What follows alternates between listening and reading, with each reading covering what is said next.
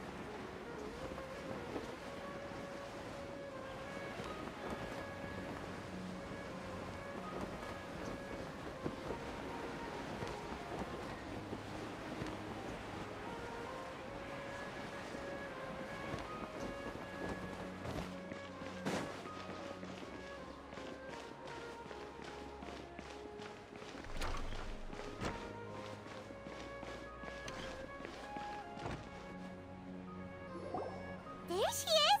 Dinyarzad, we're back! Just as promised, Traveler and Paimon. I'm so glad that you two came back to celebrate Lesser Lord Kusanali's birthday. Indeed. The festival's tomorrow. We've been preparing for so long that I can't help but feel a little nervous. There's no need to be nervous. Paimon's sure that Lesser Lord Kusanali will feel everyone's gratitude. Thanks, Paimon. I hope that everyone who comes to the festival will also have a good time.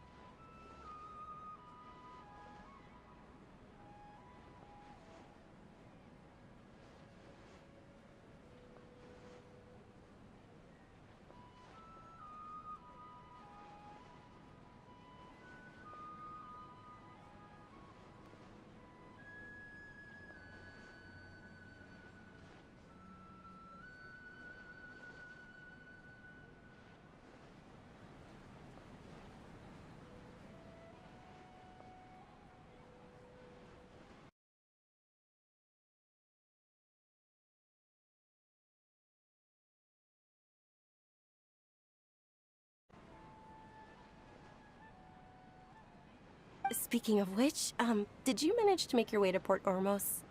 Discover anything over there? Of course we went! A lot of things happened there.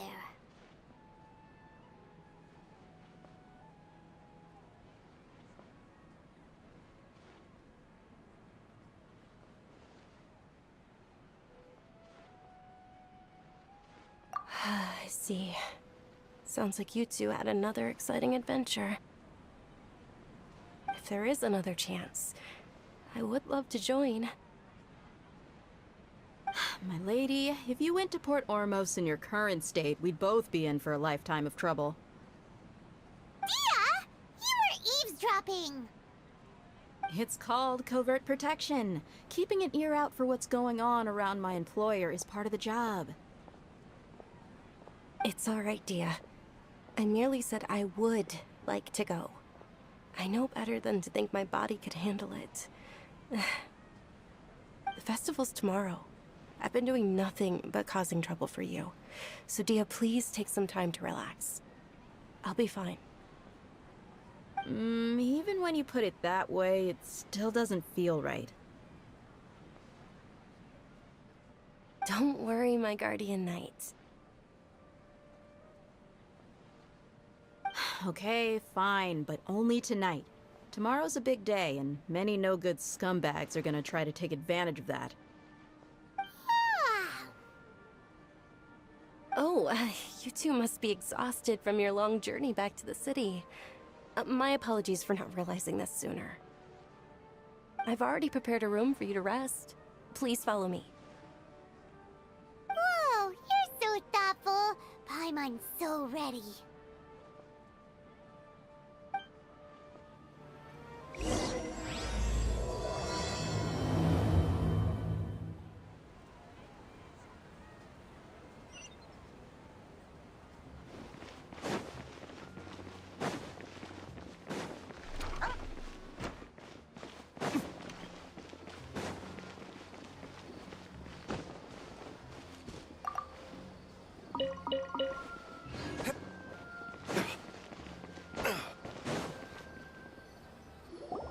Here we are. It's also fairly close to where I've been staying. It looks really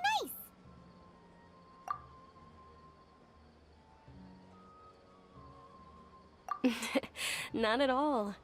Just tell me more about your adventures when you next get the chance. That's Paimon's specialty.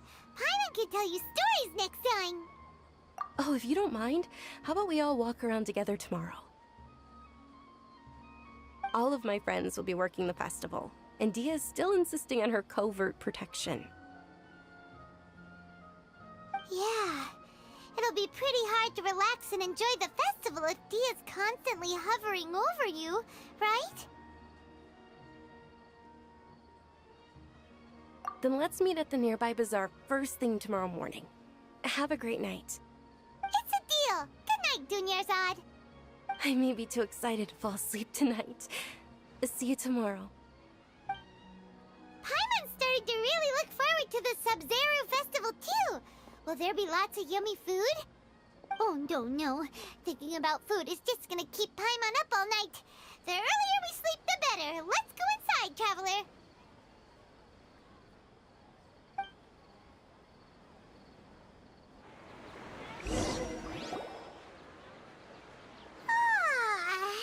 Did we oversleep? We should go meet Dunyarzad right away.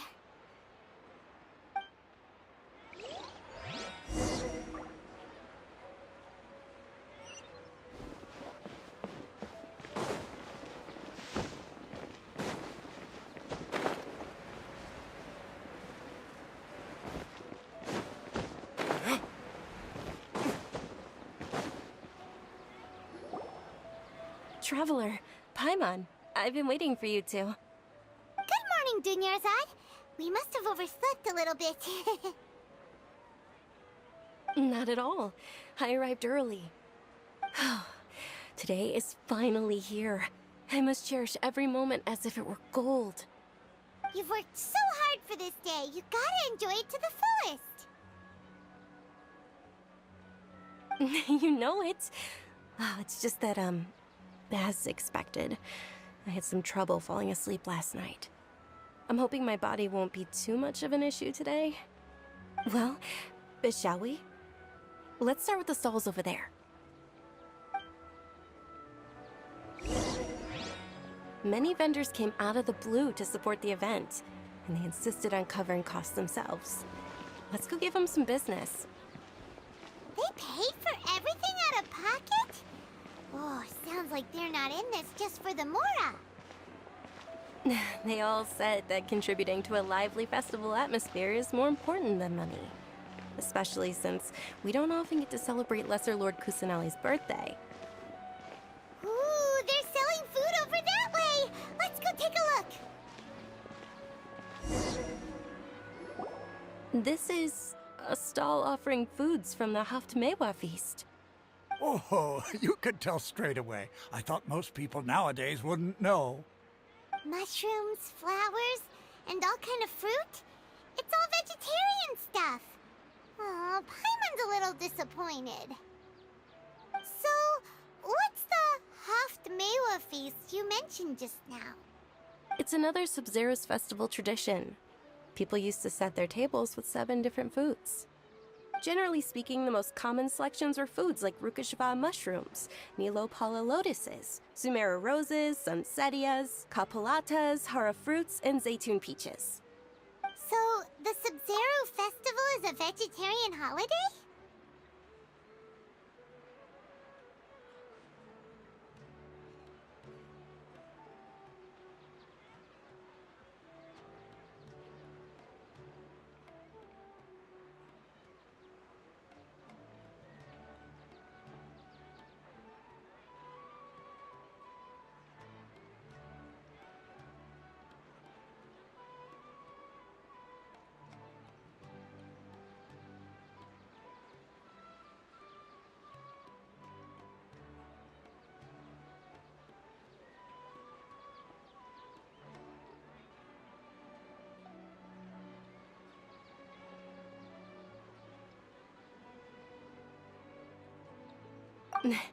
You don't have to be a vegetarian to enjoy the spread.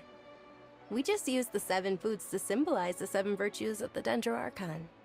Wait, but if that's the case, if Sumero uses vegetarian food to represent the Dendro Archon, then wouldn't the Pyro Archon's festival be full of food like roasted fowl, juicy meatballs, grilled steak? Oh, Traveler, we have to go to Natlan as soon as possible! I hope your wish comes true one day, Paimon. Thanks! Alright, how about we also check out some of these other stalls?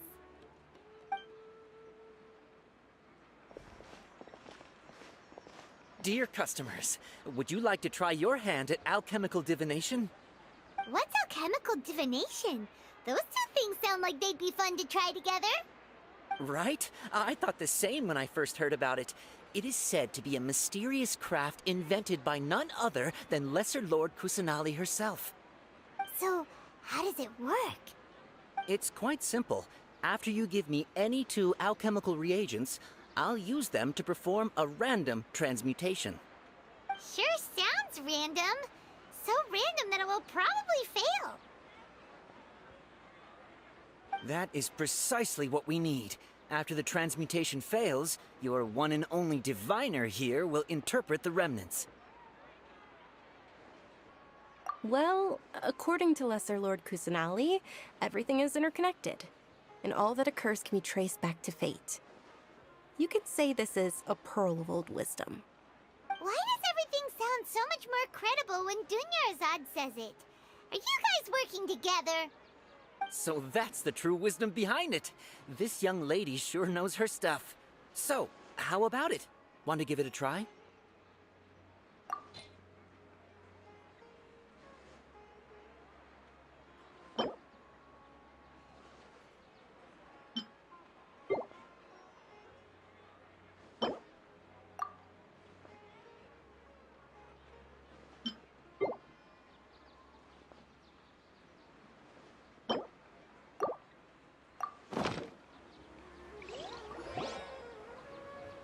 Okay, one moment. It's the moon.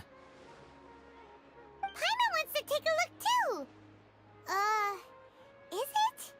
It looks more like a pie that Paimon bit into. Generally speaking, the moon signifies... It means... Wait a moment. Is he really looking it up in a book? Oh, I remember now. It means illusions and lies. Illusions and lies? That sounds rather ominous. Yes, but this book says that if you trust your intuition and overcome your fears, the sun will surely rise. He's not even trying to hide his book anymore. Naturally, fate will only ever show you the beginning of a journey. It is up to you to forge your own ending. Oh, thank you so much. I'll keep that in mind. Oh, it's nothing. I'm just learning as I go. Guess that was still pretty interesting. Okay, on to the next stall. They say the Sub-Zero's festival was very lively a long, long time ago. Large flower carriages used to parade through the city. As they headed towards Port Ormos, people would throw flowers, candy, and liquor all along the way. Dunyarzad's eyes are sparkling right now. I wish I could have seen that spectacle. But if you ask me, I'm sure Nilou's dance of Sub-Zeros would be just as impressive.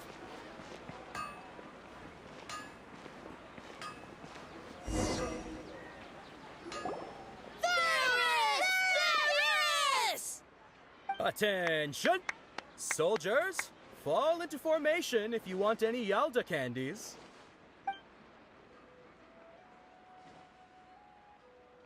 It's a weird guy with a weird hat. Hey, it's Dunyarzad! What? Miss Dunyarzad, the children love you even more than the Yalda candies. In the few short days it took to prepare for the Sub-Zero's festival, the children have all grown very fond of you. The Hallowed Knight of Flowers. It's an honor that you know my name. Attention! In the name of Ferris, the Knight of Flowers, I commend you on your contributions to the glorious Sub-Zero's festival. All right, little soldiers, take your Yalda candies and don't forget your loyalty to Lesser Lord Kusanali. Dismiss! Yes, Knight Ferris! Just what is going on here? Ferris, the Knight of Flowers, is another Sub-Zero's festival icon, and one immensely popular with children. In the past, the actor portraying Ferris would also sit on a flower carriage. It's all thanks to Miss Dunyarzad's sponsorship that the children can make such wonderful memories today. As are we to you, Vihar. Oh, not at all. Oh, speaking of tradition, do you want some Yalda candies? They're a festival staple, and I happen to have some boxes readied here. Take a look and pick whichever one you want. Whichever one. Don't these boxes all look the same? That is the fun part. Each box contains a random flavor. It's up to the luck of the draw. Flavors include lavender melon, hara fruit, sunsetia. Ooh, those all sound pretty good. And there's also lizard tail and oni kabuto. Huh? What's up with those two flavors? Oni Kabuto is a little spicier than Lizard Tail. Dunyarzad, you tried them before?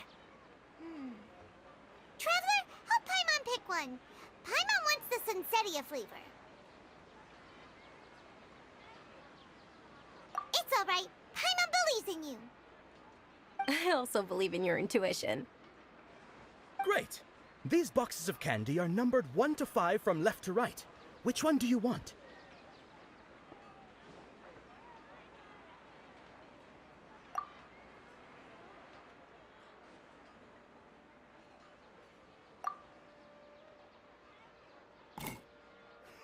Excellent work! That is indeed Sunsetia. Paimon bet you survived so many epic battles because you had incredible luck, and Paimon was right. Attention! Here's your Sunsetia flavored candy. Thanks a lot, Knight of Candies. It's Knight of Flowers, not Knight of Candies. Paimon really wilted the carriageless Knight of Flowers. They all basically sound the same. We got our candy, so let's keep going. Oh, actually, I just remembered that I left something behind. Since you're here, can you come with me to get it? Dunyarzad, you probably forgot because you're so excited about the Sub-Zero's festival. How embarrassing.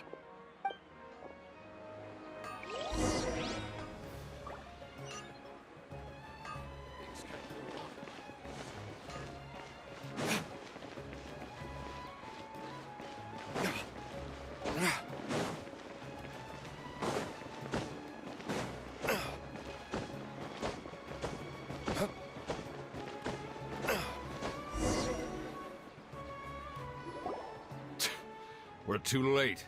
Who knew the little lady was such an early riser? I know, right? Hey, wait a minute. Boss, isn't that her? Oh, that most certainly is.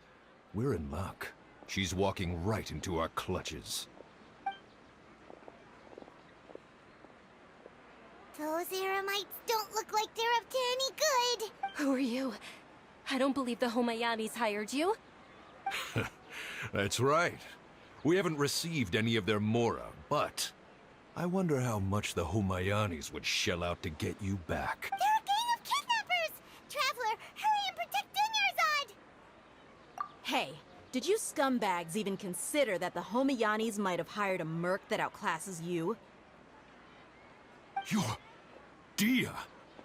Dia the Flame Mane.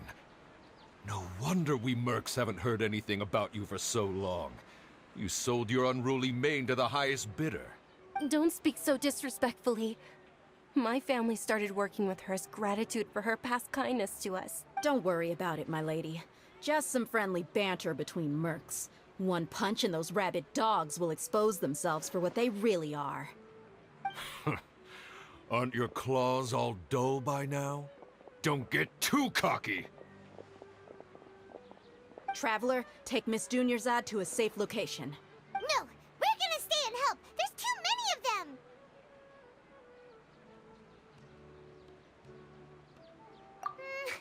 You're right. Please be careful, Dia. Don't waste your time worrying about me. This is my job. Look out for yourself. After I've wiped the floor with them, I'll go find you all.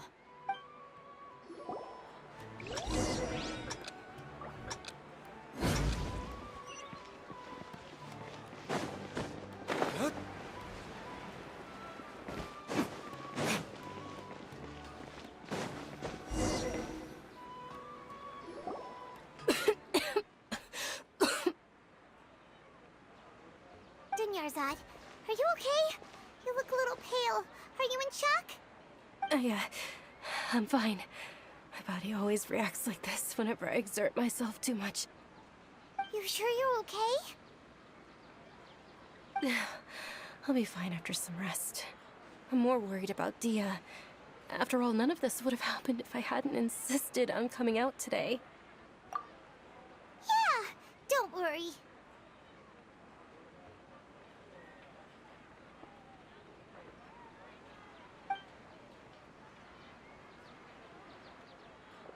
My lady, Traveler, found ya. Dia! You took care of them so fast! Any more of them? Or rather, did anyone follow you? Dia, your arm! Oh, this? I'm fine. It's just a scratch. Normally, they wouldn't have been able to land a hit on me at all, but I'm still getting used to this new greatsword. Please, let me take a closer look. Come on, it's nothing. Us mercs aren't as fragile as you think. Hold on, you said something about a new greatsword. What happened to the one you were using before? About that. Well, I sold it, because I was low on mora. Stuff like this happens every now and then. It can't be. The anonymous donation that was used for the venue's final round of preparations?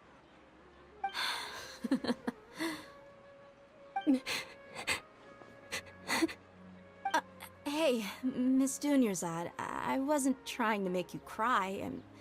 I'm not gonna lose my commission because I made my employer cry, am I? Okay, making your employer cry won't affect your commission, but selling your weapon without permission and getting hurt? I'll have to reevaluate your performance. You're so unreasonable, my lady. Thank you very much, Dia. Don't be like that. I get embarrassed really easily.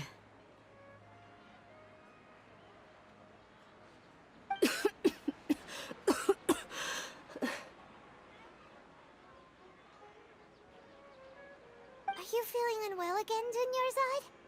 My lady, your condition. Traveler, Can you take her somewhere to rest? I'll look around the area to make sure we're safe from an ambush. Truly. I'm sorry for the trouble, everyone.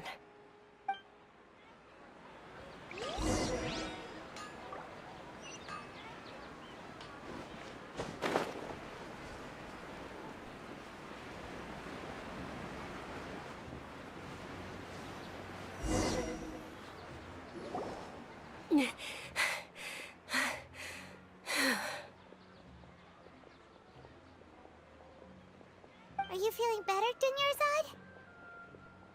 Dunyarzad? Yes, much better. Just give me a few moments and I'll be good to go.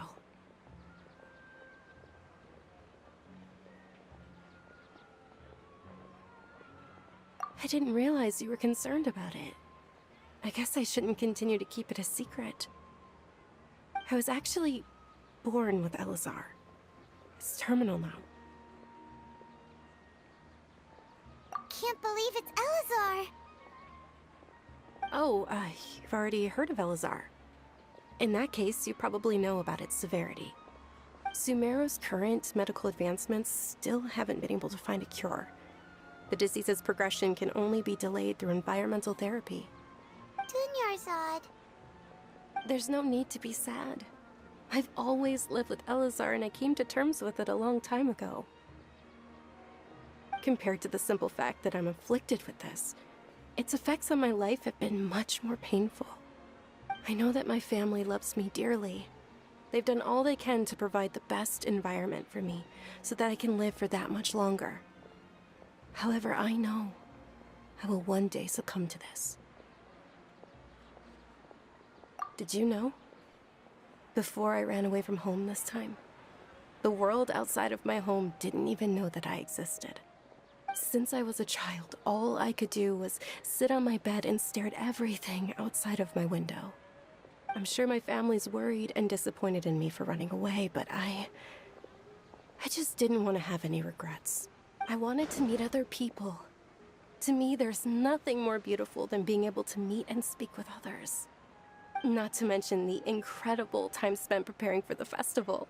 The joy on everyone's faces here, and all the support I've received from friends like Dia. This way, when my final day does arrive, it will be less sorrowful. At the very least, many people will remember that I once existed in this world, right?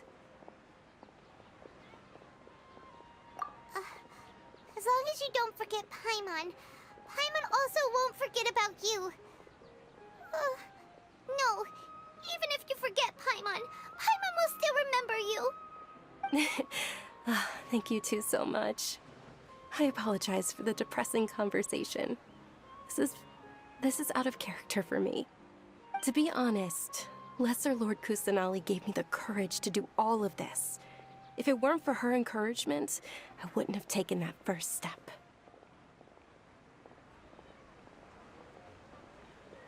Thanks. There will always be frustrations in life, but I know that the point of living is not to leave behind any regrets. Oh, right. Isn't it almost time? Huh? Almost time for what? Isn't the Dance of Sub-Zeros about to begin? It's the part of the festival. Nilu will recreate that legendary scene with her most splendid dancing. And the Sub-Zeros and with that, my wish will also... Then what are we waiting for? Let's go to the stage! Yeah, we should still make it in...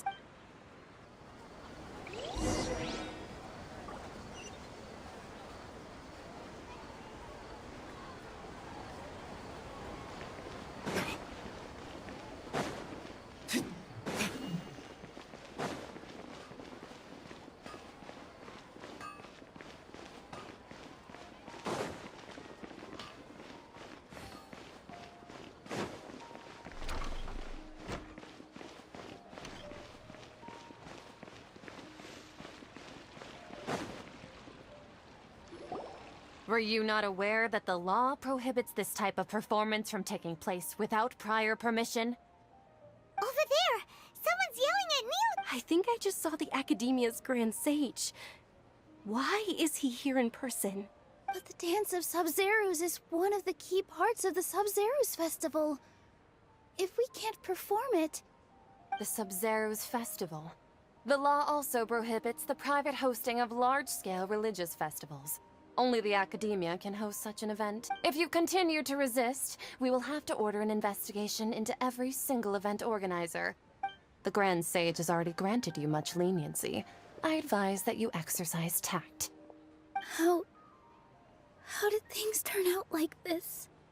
The Academia was originally responsible for the Sub-Zero's festival, but they failed this responsibility for many years. I need to speak with them. This is a hard pill to swallow, but you're right. Things would only get worse. Art, dance. Aren't you ashamed of pursuing such frivolous and meaningless activities in this land of knowledge and reason? Our Archon created the utopia that is Sumeru City for all scholars who sought validity, verity, and truth, while people like you wish to defile it. No. I believe that our Archon never rejected the arts. Even the goddess of flowers dedicated a dance to her. With your lack of intellectual credentials, I do not believe you are qualified to debate with me. What you should be doing is finding workers to tear down this ridiculous eyesore.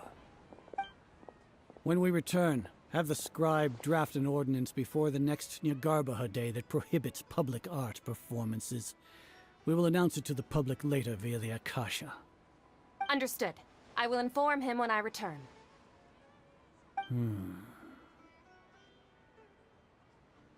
The Sub-Zero's festival.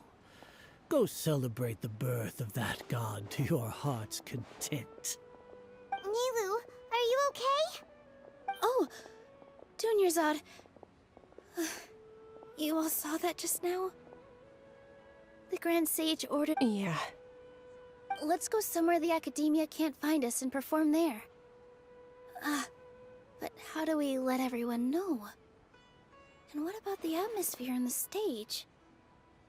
Or we could get people to block them off so they can't interrupt the performance.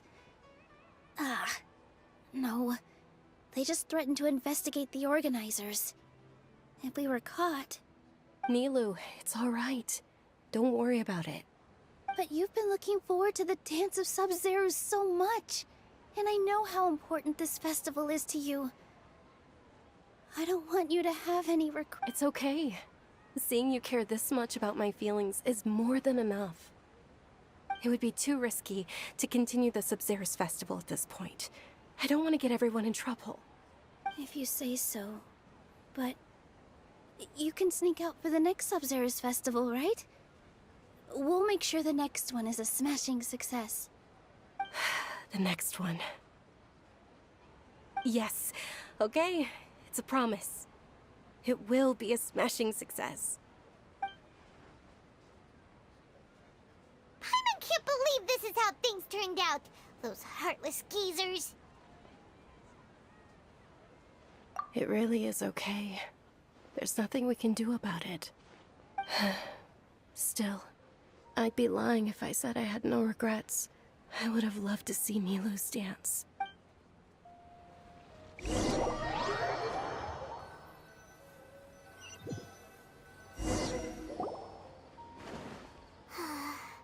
A lot happened today. It's a shame the festival ended the way it did. Nilu and Dunyarzad promised to make the next Sub-Zero's festival a success, but Dunyarzad is running out of time. Yeah.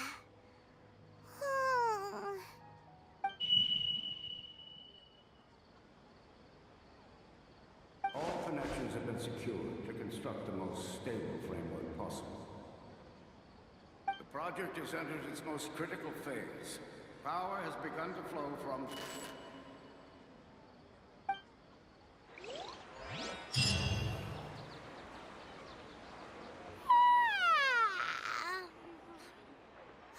Oh, we're gonna be late! It's all because you... We should go meet Dunyarzad right away!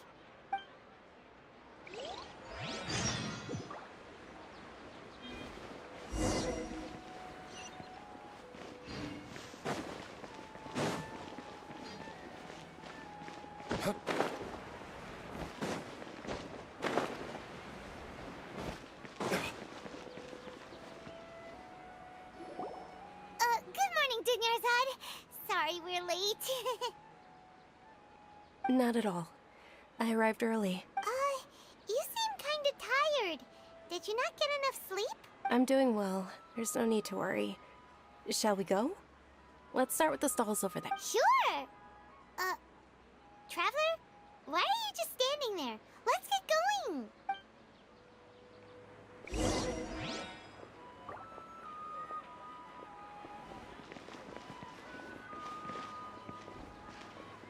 Ooh, they're selling food over that way! Let's go take a look!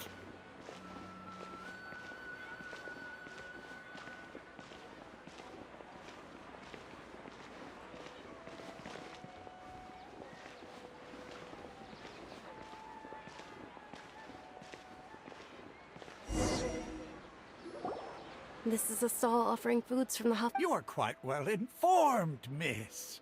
I thought most people nowadays would... They're all plants! Oh, Paimon's a little disappointed. Actually, what is... It's one of the Sub-Zerus Festival's traditions. People used to set their tables with 7 different foods to symbolize the 7 virtues of the Dendro Archon.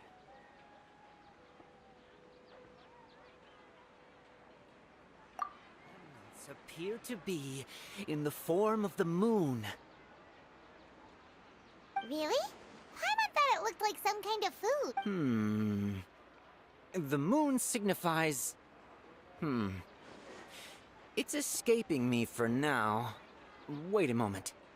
Is he really looking it up in a book? Oh, right. It means illusions and lies. But if you trust your intuition and overcome your fears, the sun will surely rise. Understood. I'll keep that in mind. Oh, it's nothing. Guess that was still pretty interesting. Okay, So, where to next?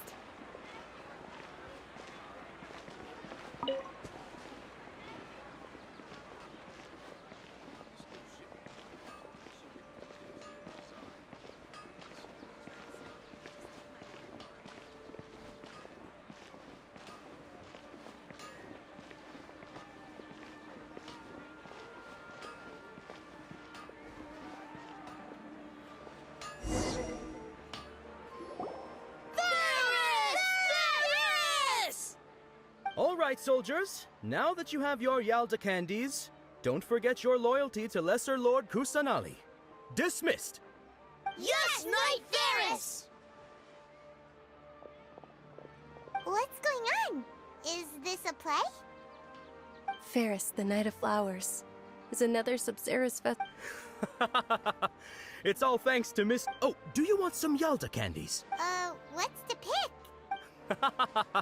It's not that simple.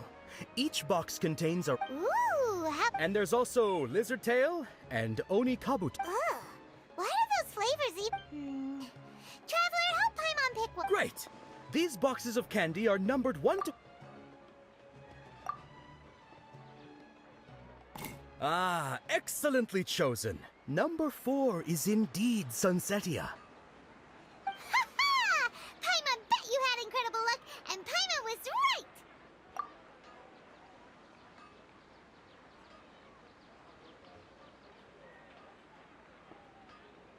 Huh? How's that possible? It's obviously random. Maybe we didn't sleep very well last night. Or maybe we slept too much. Oh, sure.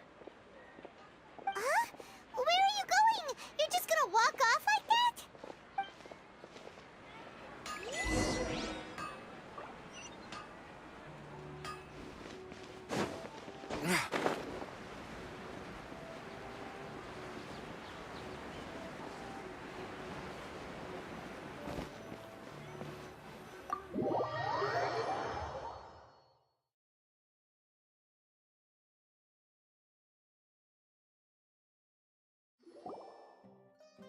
A feeling of...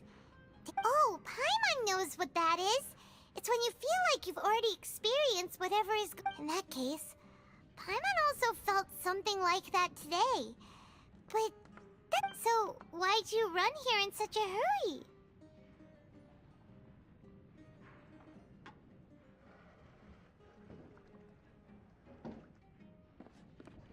So that's it! You're intentionally doing things you usually wouldn't, and seeing if you still get that same feeling of... Welcome, you two! Are you here for lunch? What would you like to eat? Got it!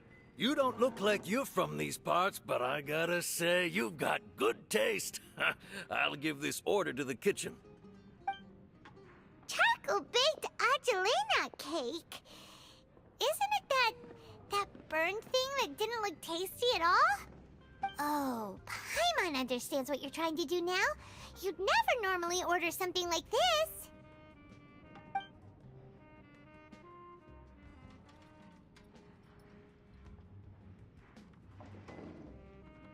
That thing? Are you really gonna eat it?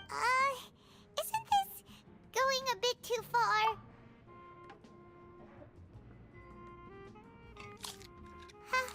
How was it? The look on your face is telling Paimon that it tasted awful. Then, you mean... That's impossible! We were just talking about how gross it looked! So, would this be a case of taste bud deja vu? Paimon also gets the impression that we've been here many times, even though we aren't regulars. How about we go out again and...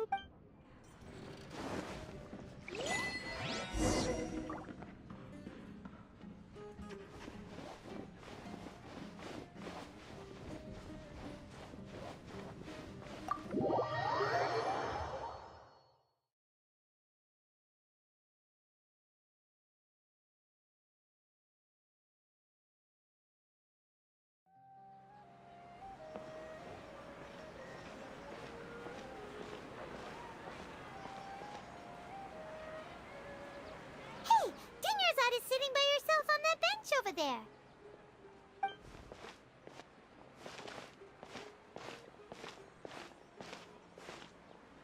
What a coincidence, Dinyarzad. We meet again. Oh, I ran into some kidnappers just now. Kidnappers? I'm okay. Dia's arm got scratched, but it isn't serious. Whew. That's a big relief. Not at all. I've always been like this. Excessive is besides, no matter how amazing today may be, it is but a single day. After however many more days, my time will come to an end. Paimon doesn't quite follow you, and Paimon feels like something's really got you down right now. It really is fine. I don't mind.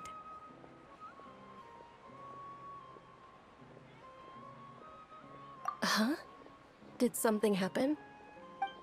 Dinyarzad, have you ever felt deja vu?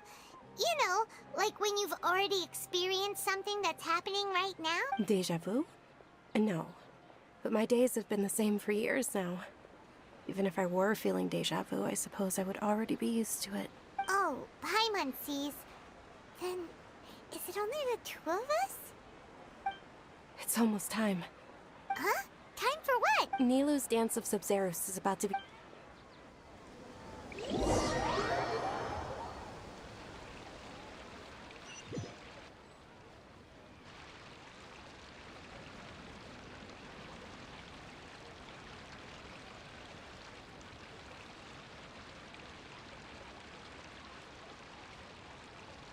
With your lack of intellectual credentials, I do not believe you are qualified to debate.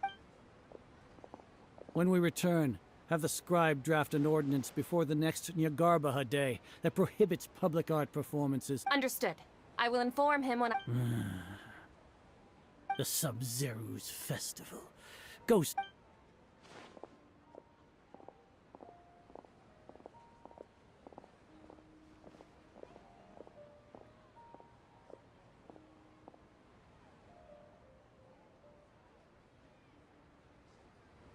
Nilou? Oh, Dunyarzad. The Grand Sage ordered us to stop the It's okay. There's nothing we can... But you've been really looking forward to this. It truly is unfortunate, but I don't want to cause trouble for anyone. True, but... Well, okay. I'll just have to try again next year.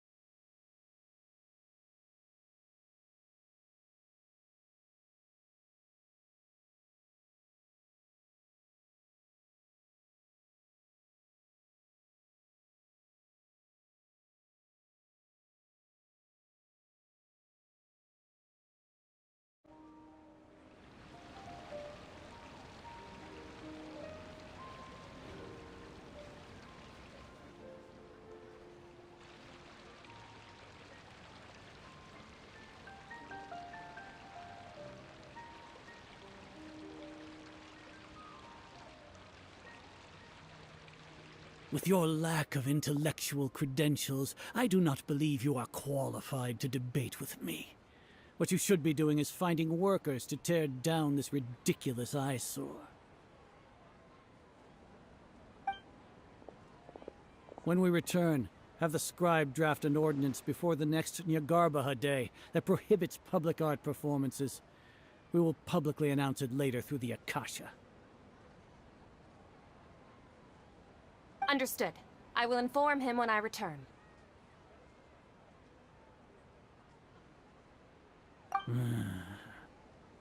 The Sub-Zeru's festival.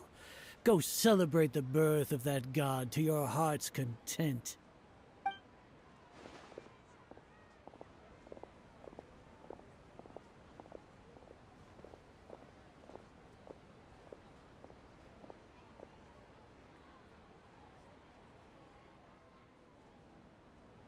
Nilu, are you okay? Oh, Dunyarzad. The Grand Sage ordered us to stop the performance. It's okay. There's nothing we can do about it. But you've been really looking forward to this. I don't want you to have any regrets. It truly is unfortunate, but I don't want to cause trouble for anyone. Didn't the Grand Sage say that he might investigate the organizers? True, but... well, okay. The next festival. I probably... Wait, what did you... no, nothing. I'll be heading back to rest.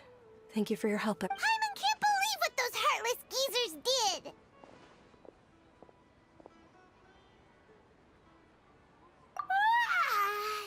Did Dunyarzad already go back? We should also return and get some sleep. So,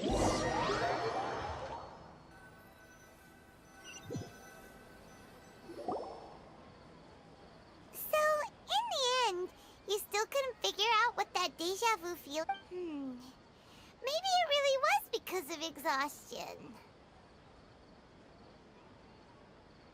Same here. That's why Paimon stopped thinking about it halfway through the day. Then, how about we settle in and get a good night's sleep? For now, we can chalk things up to exhaustion. We can do more thinking tomorrow.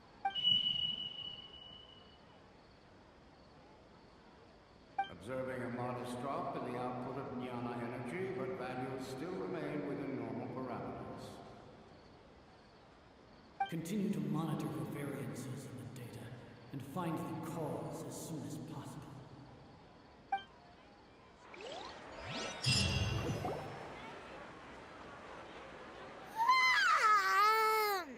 Why does Paimon feel so tired after so much sleep? Anyway, we should go meet Dunyarzad.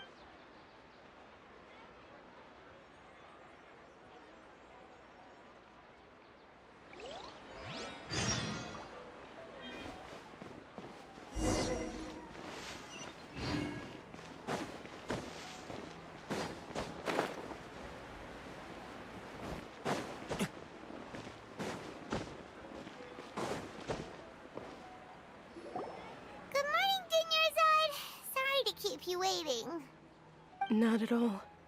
I arrived early. Huh? Paimon thinks you sound kinda tired. Did you not get enough I'm doing well. There's no need to worry. Shall we go? Let's start. Great idea! Let's get going!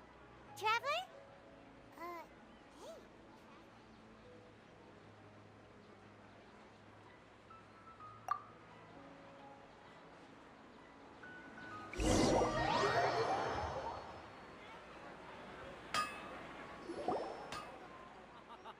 It's all thanks to Miss Dunyarzad's sponsorship that the children can enjoy the Sub-Zero's festival.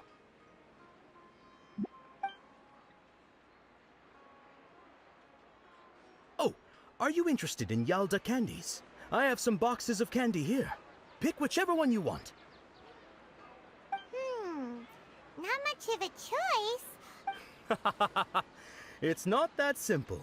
Each box contains a And there's also lizard... Huh? No problem. These boxes of candy are numbered 1 to 5 from left to right. Which one do you want? Oh, I like your confidence. No hesitation at all.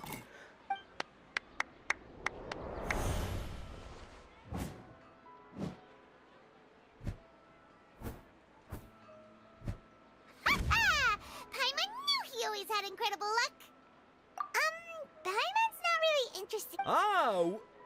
What? He was right about all of them? That couldn't have been luck. How would... Mind reading? X-ray... Tell us what's going on! Since when did you get superpowers? Traveler?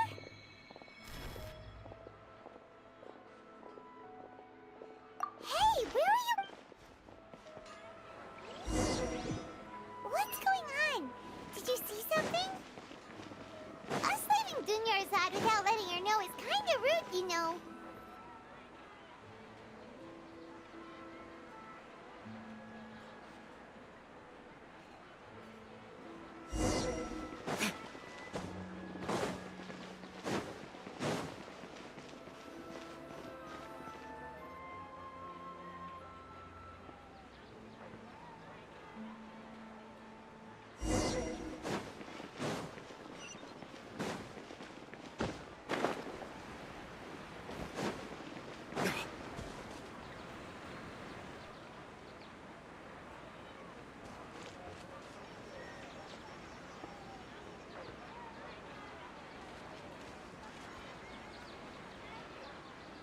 What are you looking for?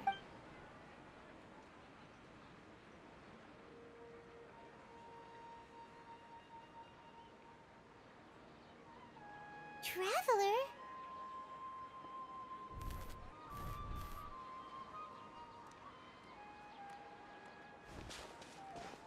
That's...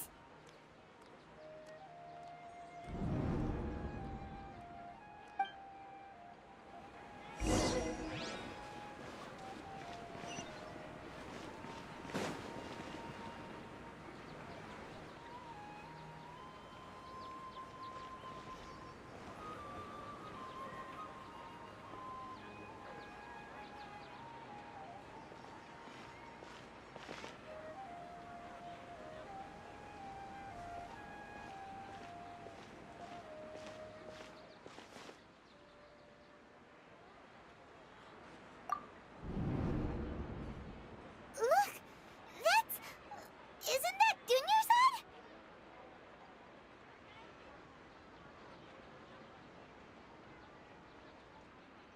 What's happening here?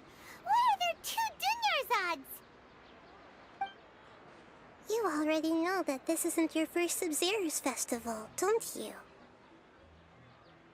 I'm sure you already know how to use this. A knowledge capsule? Where did you get it? What's inside? You should use it too, Paimon. You know Paimon?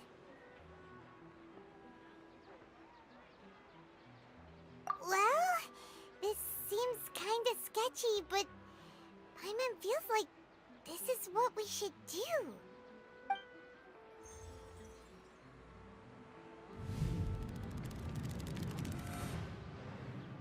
What the?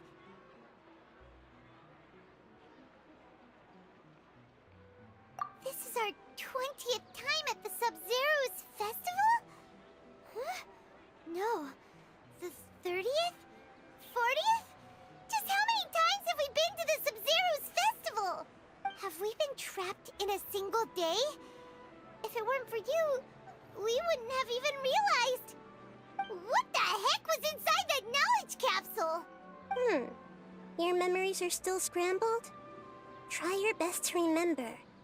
This isn't the first time we've met, and I answered that question a long time ago. Let Paimon think. Oh, it's coming back. Meeting you was the real catalyst for restoring our memories, and the knowledge capsule was just your means of showing our minds the way. What about everyone else? Why are you only helping the two of us? Your sense of deja vu is stronger than everyone else's, yes? As for an explanation, you two received the blessing of Dendro, and you also have special, sensitive constitutions. It was as if a single sheet of paper was separating those memories from your consciousness. A familiar question. I think this is the 7th time you asked that.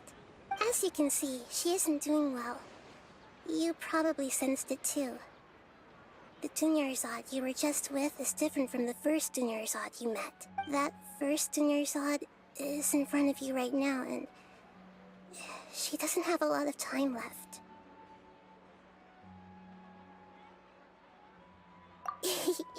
Looks like you're almost done sorting out your brain. Oh yeah, I'm Nahida. Good. You passed the test. What's happening? You can awaken our memories, and you seem like you know what's going on. Oh, wait. Please don't tell Paimon even you don't know. Everything in this world runs in a loop. This cycle is called a samsara. You, me, and everyone else are all stuck inside a one-day samsara. As for the truth, that's on you to find out. If you were told the truth instead of discovering it yourselves, it would literally blow your minds. I don't know how you'd be after that. I can only give you surface-level help, like bits of information and subtle hints. For the rest of the time, I'll be doing all I can to slow down Dunyarzad's illness. She looks like she isn't doing well at all. Her illness gets worse after... If we can break out of the samsara, I might be able to save but as things are right now. She's just a small bird in the sky that's about to lose its last feathers. All I can do is raise a gale to delay her fall. You sure love to use weird analogies. Analogies are wonderful tools. They let you use existing knowledge to understand unfamiliar things. Okay, so, with what you know so far, what do you think the truth is?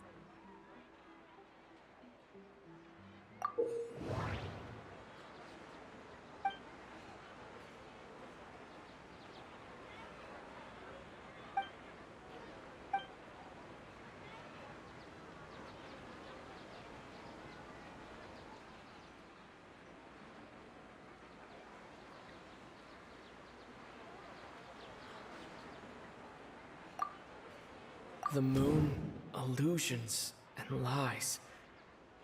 What do they all mean?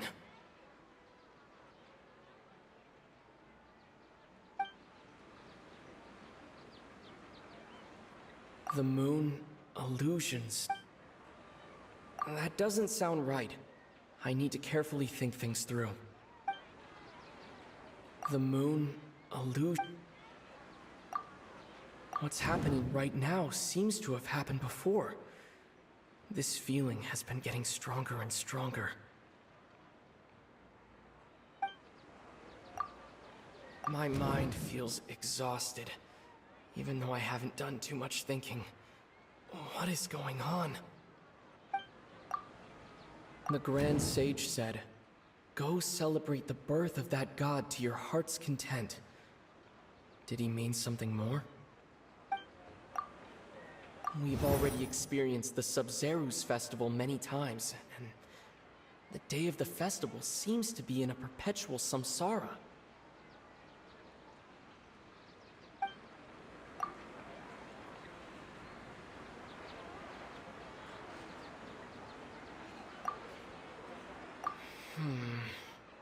I can't seem to cohesively piece everything together.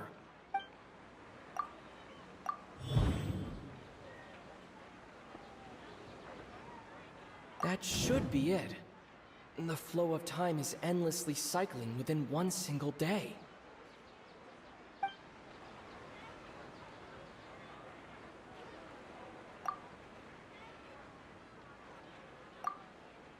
That doesn't sound right.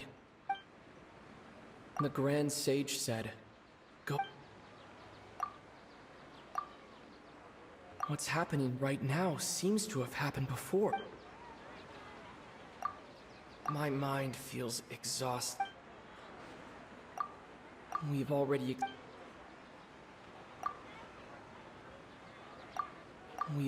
experienced the Sub-Zeru's festival many times, and the day of the festival seems to be in a perpetual samsara. That should be it. The flow of time is endlessly cycling within one single day.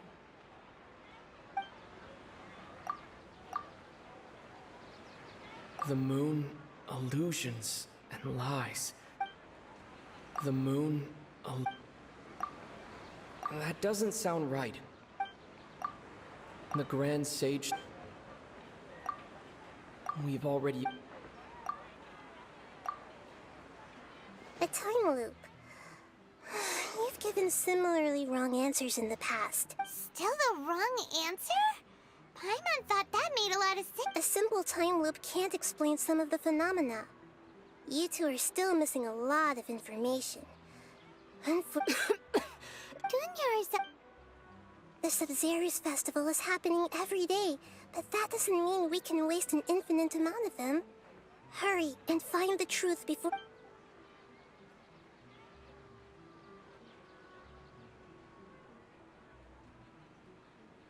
Let's think about our current situation. To save Dunyarzad, and to do that, we need to figure out what's happening. The truth. Nahida rejected the idea of a time loop, so we must have missed some. Paimon's memories say that we've already done this many times, but let's go talk to people again. It's more productive than sitting here and scratching our heads.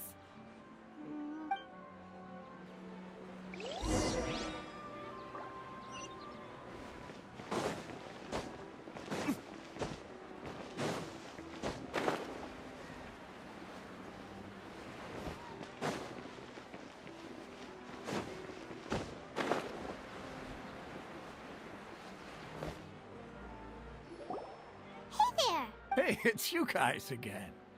She's feeling a little unwell. I see.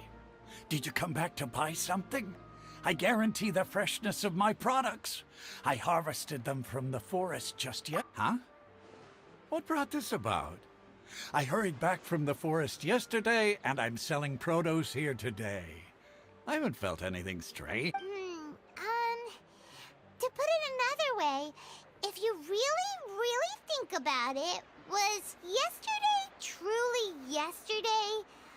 Did you actually come back from the forest yesterday? What kind of philosophical nonsense is this? Are you two daydreaming? Didn't you know that no one dreams in Sumeru? Go somewhere else if you want to find someone to daydream with.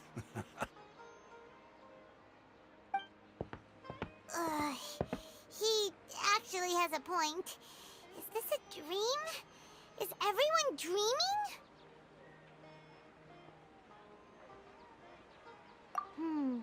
True. It's so weird that people here don't... Anyway, if this all really were just a dream, we would have woken up a long time ago.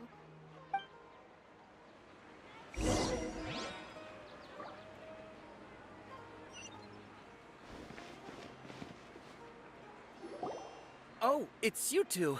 Was my divination so accurate that you felt compelled to compliment me in person?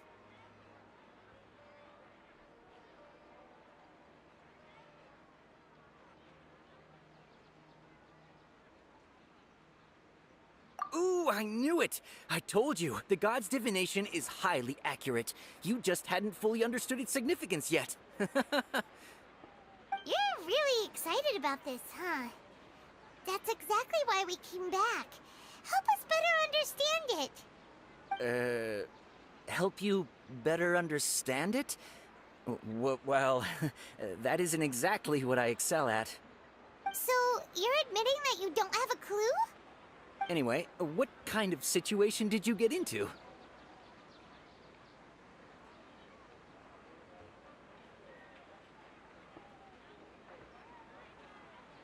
Huh? Hold on a second. I thought you guys just lost your wallet or fell for a scam. What you just said, are you serious? Does that kind of thing actually happen in real life? Paimon knew you weren't going to believe it. Marvelous. Truly marvelous. I believe you. Recall the interpretation of your divination. The moon, illusions, and lies. It really felt like an omen. When you say it like that, the divination does sound like it's related to what's going on. I believe that the Archon's revelations are never more than vague hints. Anything more specific is beyond the reach of mere mortals. The book only says, if you trust your instincts and overcome your fears, the sun will surely rise. So that's how it is. Looks like fortune-telling is just fortune-telling. It's no good for practical problems. We haven't made any progress. Who else can we talk to? Paimon remembers that we tried talking to her a couple of times, but she always thinks we're playing pranks on her. You think she'll brush us off again? Yeah, if we tap into Dia's strong sense of responsibility as a mercenary, then she'll... At this time of day...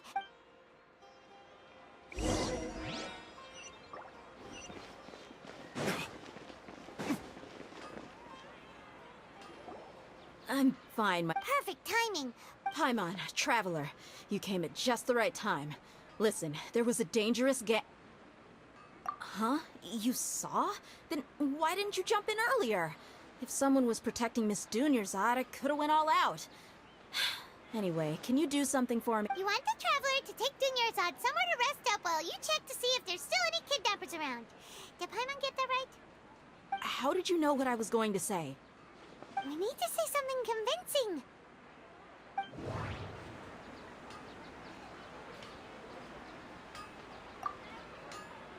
Dia sold her greatsword to raise additional funds.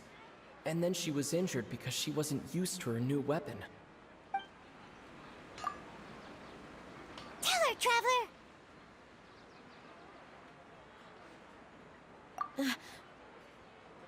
I didn't tell anyone about that. Including Miss Dunyarzad. You couldn't have known. And just now, you literally took the words right out of my mouth. All right, so this is the situation.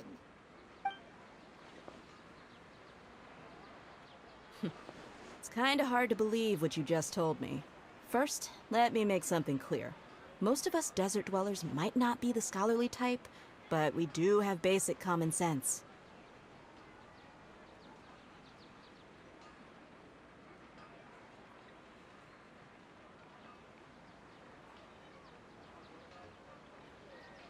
She's quieter than usual.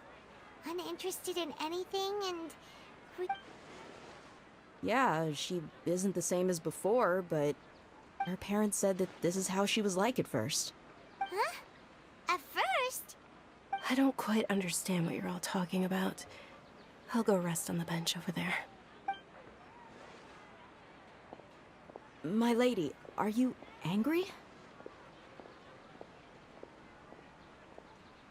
All right, I'll give you the benefit of the doubt since you knew about my greatsword. Let's make this a quick trip. Miss Dunyarzad isn't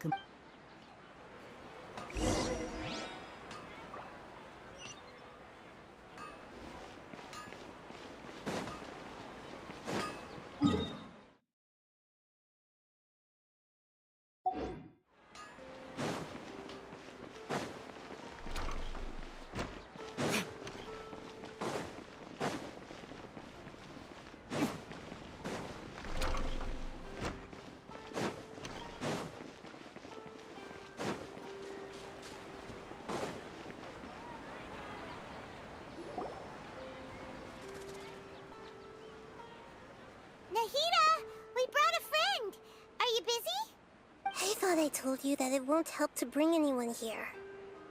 We just wanted her to see the real Dunyarzad's condition. The real Dunyarzad? Where and who are you talking to? Huh? I told you that you two are special. Other people can't see me or Miss Dunyarzad here.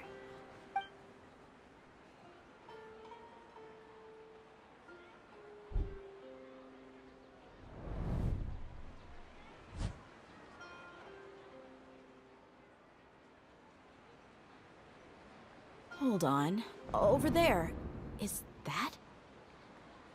Wow. How perceptive. Does she have invisible antennae? Miss Dunyarzad, she's lying down here, isn't she? How's she doing? Her condition's really bad, and she's basically in a coma. How did you know she was here? I can sense her aura. There are also lingering feelings of something like regret or disappointment. Do you believe us now? The Sub-Zero's festival has been So, you think the sages are behind this? Yeah, they've always been against us. Wouldn't surprise me if they're using the Akasha to intentionally repeat the Sub-Zero's festival as a sick joke. You have a point. Aside from the Dendro Archon, the Academia's sages are the only ones in Sumeru who... Maybe there's more to the Akasha than we know. Right! Didn't you awaken our memories using something that looked like a knowledge capsule? That means you must know something about the Akasha! The Akasha relies on the power of a Gnosis to operate, as it is the manifestation of the God of Wisdom's power. It compiles the wisdom of the entire populace, and it grants knowledge to the people. A Gnosis could do that? No wonder the Akasha is so magical. It's being powered by the Gnosis of Sumeru's Archon. So, this Nahida you mentioned, what did she say? She said, and Paimon quotes, the Akasha relies on the power of a Gnosis to Compiles the wisdom of the entire populace and grants knowledge to the people. Wait. I get the grants knowledge part. That's what people have always used the Akasha for. But compiling the entire populace's wisdom? How does that work? Did she mean that the sages enter new knowledge into the Akasha? Oh yeah, that sounds about right. What do you think?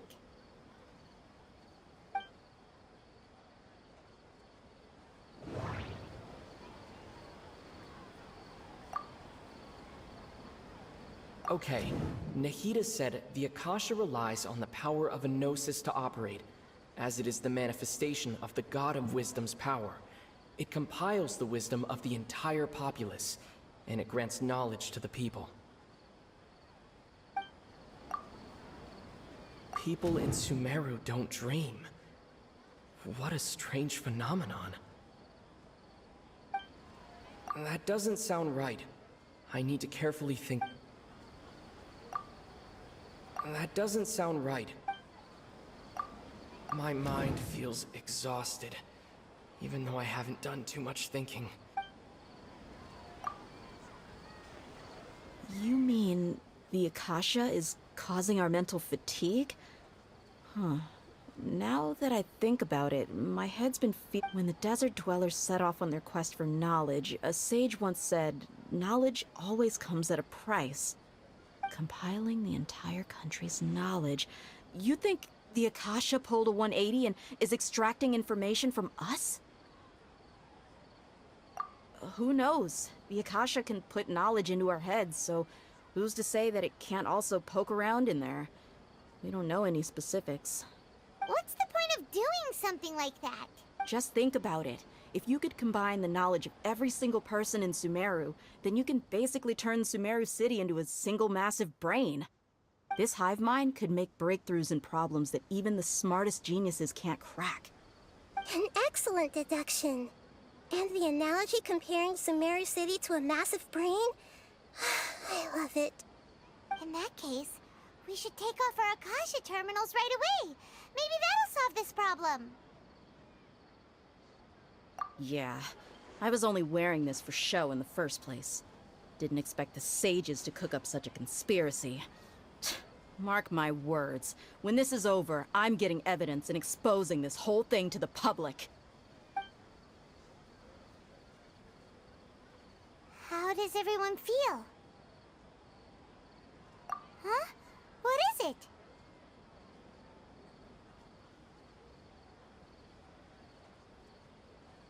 Oh, that! Paimon knows what you're talking about. It's a single soft beep that sounds like it's coming from the Akasha terminal. The sound of a beep. Could it be a prompt tone for when the Akasha is operating?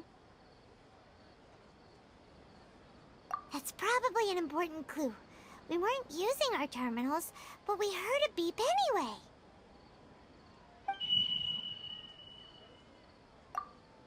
Traveler, did you hear that? I heard it too. Our ears aren't messing with us. There was definitely a beep, but it sounded like it was coming from inside my head. We took off our Akasha terminals.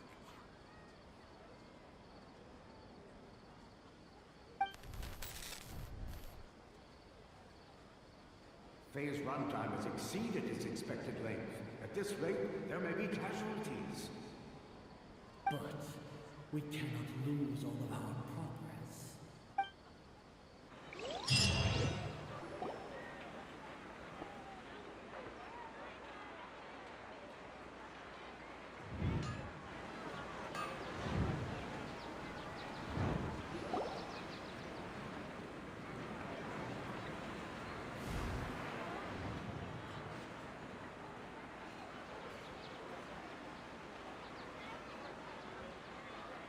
Paimon remembers everything!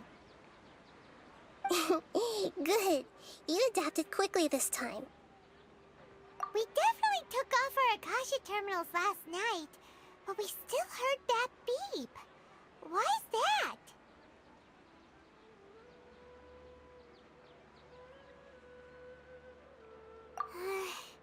But now we can at least confirm one thing. The Akasha definitely has something to do with whatever's trapping us. Oh, Paimon doesn't get it. Why would the Akasha go this far if all it wants is everybody's... It's extremely difficult for lab rats in an experiment to understand why they're being treated the way they are. If we're lab rats, then what are you? Nahida, you've never told us anything about yourself. I guess I'm the moon. The moon? Wasn't that the result of our... Anyway, knowing who I am won't help you get closer to the truth, so you should focus on other things. Don't get distracted and miss any clues. Okay then. Dia helped us a lot yesterday, so let's go find her.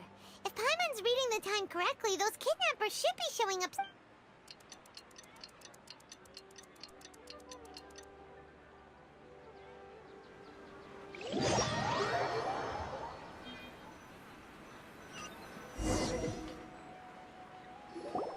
Ah, there you are.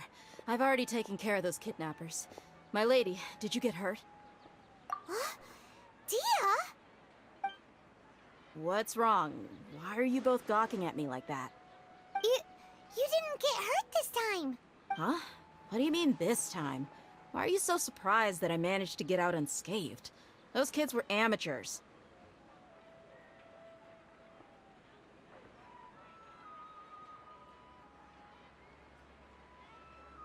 Shh! How did you know about my greatsword? I haven't told anyone about it. So Dia's lost her memories after all. Anything strange? You already know that I got a new greatsword.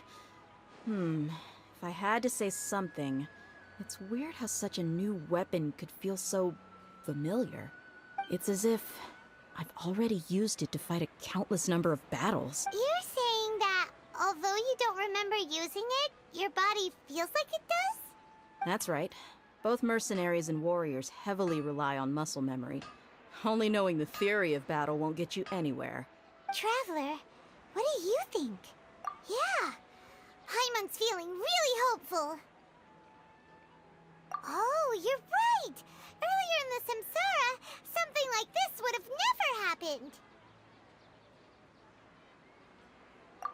have no clue what you two are talking. So you want us to take Dunyarzad somewhere else to rest while you check if there are still more kidnapped. How did you know what I was gonna say?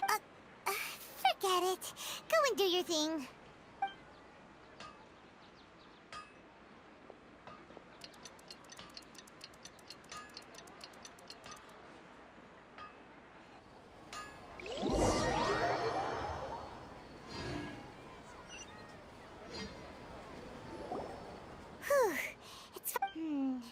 Listen, Nahida, we found out that Dia got out just fine today, even though she got injured every other time she fought the kidnapper. Do you think the Samsara has been broken?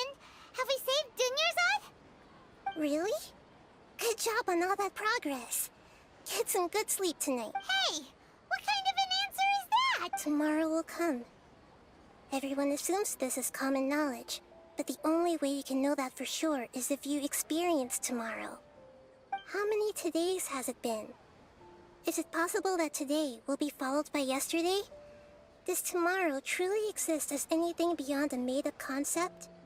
It's even possible that this entire world is a lie, and the history of the whole world has just been one endless Sub-Zero's festival. Okay, no more. Paimon's brain is already shut down.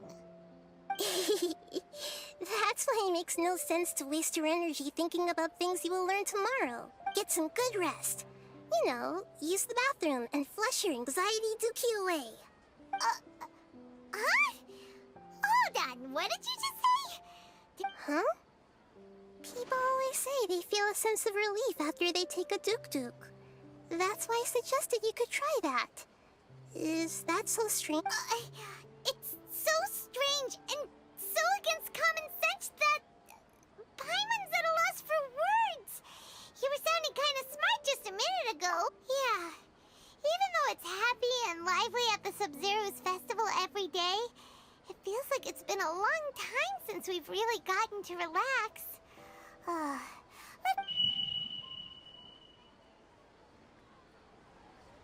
Continue the harvest. Compared to what we stand to achieve, these sacrifices are trivial.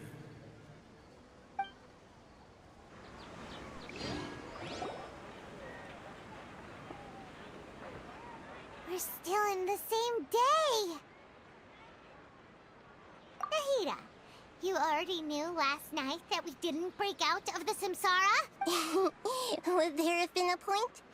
You would have spent the night with new worries, with tomorrow still out of reach. In that case, you might as well rest within that brief moment of hope. An opportunity like that doesn't come by often, and I thought it might help you clear your minds. Paimon thought that Duke did that! Whatever. Guess you were looking out for us after all. Of course. In the time we've been together, you two have been everything to me. Paimon's flattered and everything, but maybe you're taking things a little fast. What I mean is, even though I had asked you to solve this puzzle, you two are still the only ones who can see me and sense my presence. In other words, if you weren't here, I may as well not exist. That's why you two have been everything to me. Nahida's talking about confusing stuff again. Anyway, that's enough chit-chat. So, Traveler, did the new clues yesterday help you gain a new understanding of the situation? Huh? Why are you scrapping your previous theory? Oh, yeah! You're right! Gosh, how did we not notice that? In a simple time loop, people's physical conditions should also reset. So, what's your new hypothesis?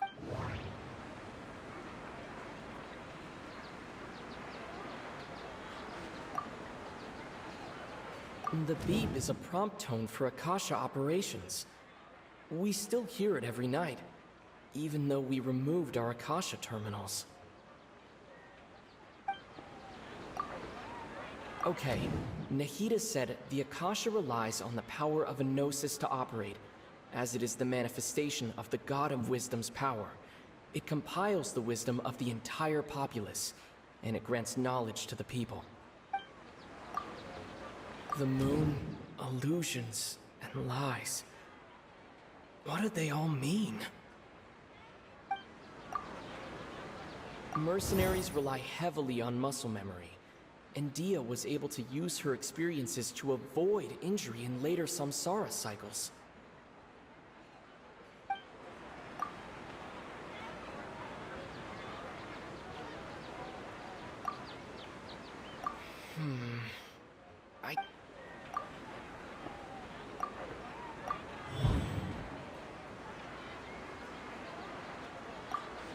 If all our memories of a day are erased at the end of that day, then we would unwittingly relive the same day again and again.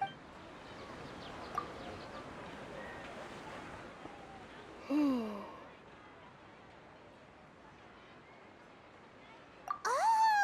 then the beep we hear every night could just be indicating that's why when we wake up, everyone thinks the Sub-Zero's festival. But muscle memory can't be erased.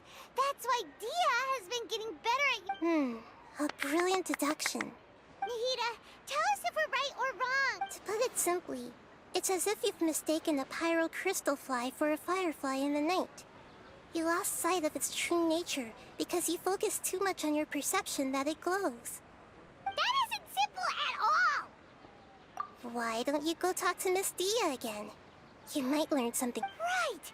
She did help us find our latest clue after all. Let's go!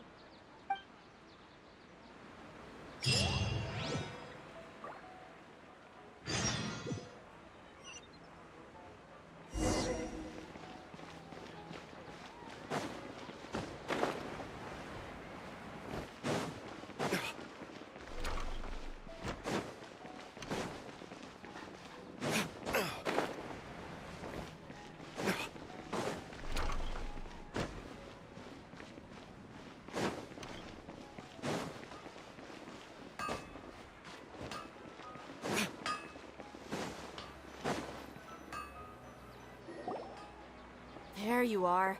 Really took me a while to find you. As expected, Dia also didn't get hurt today. Get hurt? Why would I? Don't underestimate me. Well, you're still getting used to your new greatsword. Huh. Truth be told, I also think it's pretty strange. It just suddenly felt so familiar in my hands and...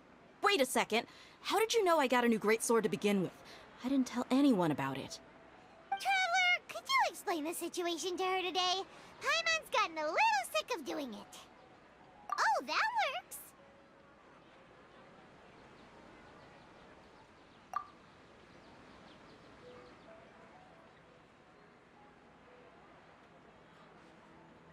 What happened to you guys while I was gone? Did you get brainwashed by some cult? Don't think too hard about it. Just take what we're saying at face value.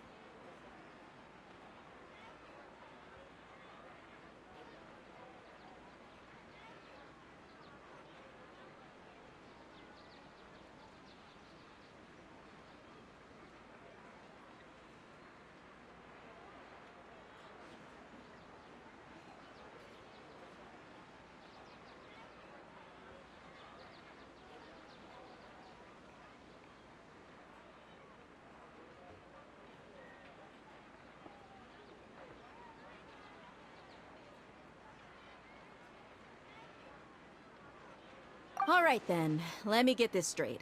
You're telling me that my body's already gotten used to this great sword, but my brain just doesn't remember it? Yes, your memory's being erased every day. Then I'd have to disagree. That's impossible. Oh?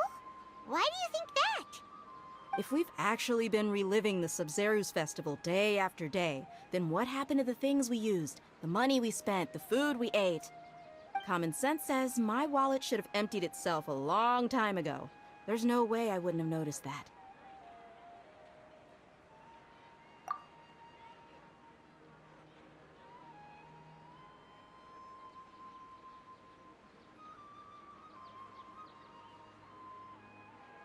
Right! They could use the Akasha to record what everyone did that day, and then use the city's resources to replenish everything! It's not very likely, but it's also not impossible.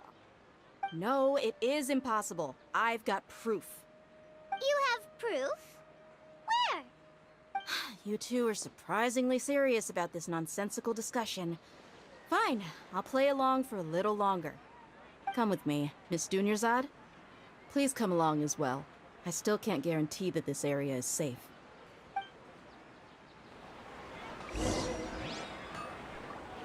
Paimon can't believe it's Dia who wants to show us something this time. 2 days ago, we were the ones taking her to see Dunyarzad.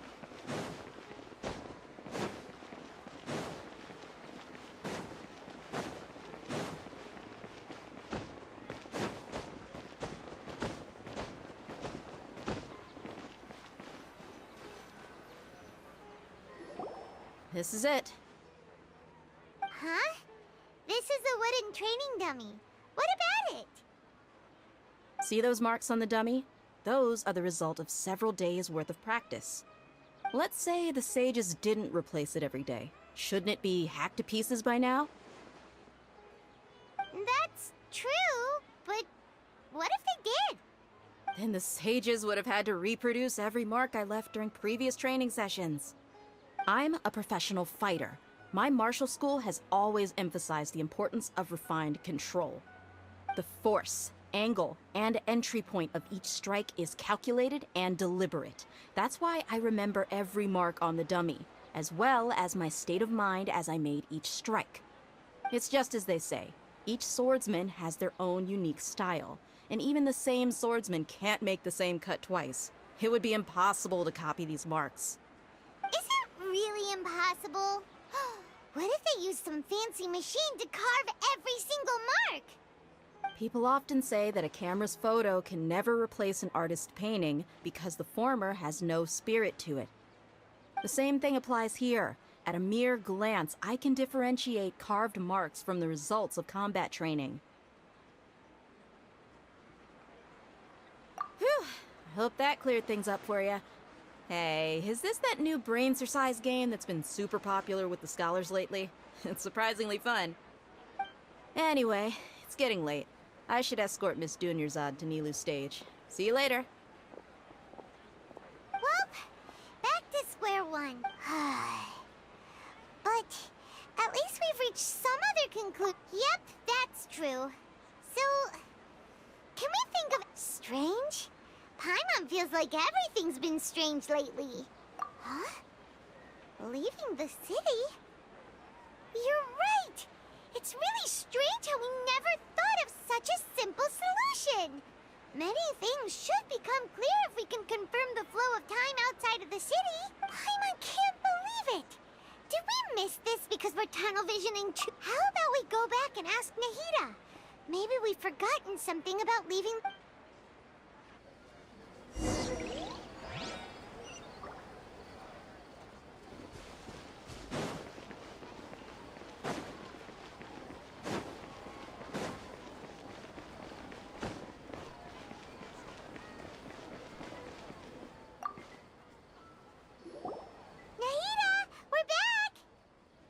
Early today. Did you find something new? Sort of. We're mostly sure now that we're not in a time loop. And we also aren't in the real world. But, leaving the city. As far as I remember, you've mentioned your plans to do that twice before. We did? But we don't remember anything. What happened after we talked about those plans? What did we say when we got back? Let me think. I don't think you ever actually told me what the outcome was. Oh, it's probably more accurate to say that both times you never came back the whole night. But you two sometimes stay out the entire night anyway, so at the time, I didn't think too much about it. It is true that sometimes we lose track of time during our investigations. Before we know it, it'll already be the next day. But still, neither of us remember anything about leaving town. Really? That's kinda strange. In theory, I should have already awakened all your memories. Yep, something here's definitely fishy. Let's get to the bottom of this tomorrow.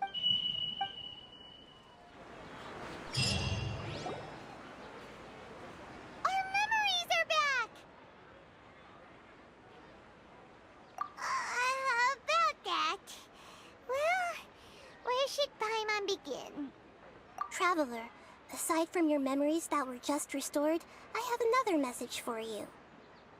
Listen to it and you'll understand. Can't go back. There are countless spaces here. Our Sub-Zeru's festival in Sumeru City is just one of them. Traveler, you should be missing 2 days' worth of memories. Paimon will fill you in. It's time to carry out our plan from yesterday. Okay, let's go!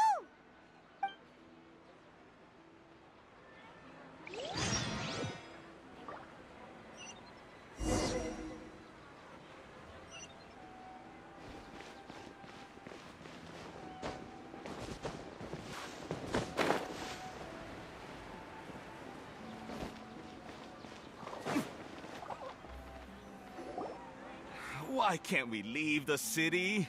What is the Academia up to now? Don't ask me. It's not like I can tell you anything. This is a direct order from the Grand Sage. Just wait until tomorrow. I have a real emergency. My goods have already arrived at Port Ormos. If I don't hurry, they'll be stolen. That's your problem. Make sure you make a request in advance next time. But it's not like you can just predict business matters in advance. It looks like the Academia already announced a lockdown for Sumeru City today. How completely unsurprising. Let's go and question them. Hello, sir. Why can't we leave the city today? Here we go again. Don't ask me. I don't know either. We just received an order that no one is allowed to enter or exit Sumeru today. They didn't tell us anything else. Angering me won't get you anywhere. If I had that kind of insider info, I would have left this stupid post long ago. It looks like he really doesn't know. If we can't get anything out of him, let's take matters into our own hands. Why don't we climb over the walls? Those guards can't be everywhere at once. This is a good spot, and the guard hasn't noticed us at all. Let's hurry! Huh? Why? Are you going to leave Paimon behind? But what if things get really weird out there and you get into some trouble? Then Paimon won't be able to help you. Oh, Paimon knows that Paimon can't do much, but we've always been together. Okay. Paimon will wait for you. Promise Paimon that you'll come back as soon as possible.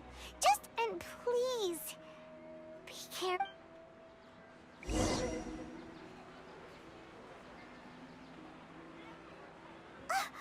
Memories!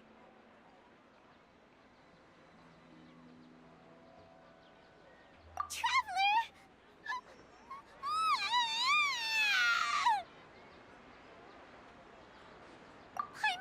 Paimon would never see you again! Paimon waited for you for hours and hours at the city wall and you never came back! You promised Paimon that you were only taking a quick look! Paimon, calm down. He's here now. I don't think he understood what you were saying. Paimon doesn't care! Paimon wanted to go look for you, but you also said that Paimon should stay!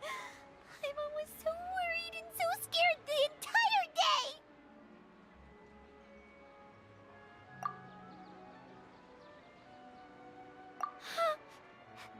Okay. Paimon will forgive you. The most important thing is that you didn't actually disappear. Oh, Paimon was so scared that you had gone into another world. Okay, Paimon, can you tell us your perspective of what really happened yesterday? I see. Using two people's different perspectives. After that, you left the city. Paimon kept her eyes on you the whole time, but then you disappeared in an instant.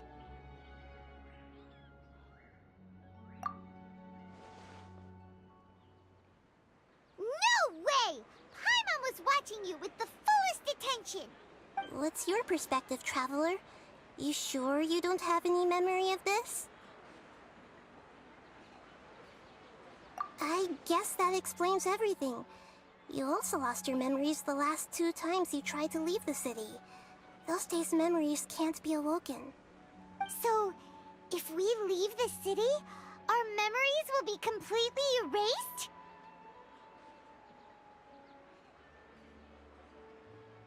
It really sounds like something big outside of the city is being... But this way, we'll also never discover what's outside!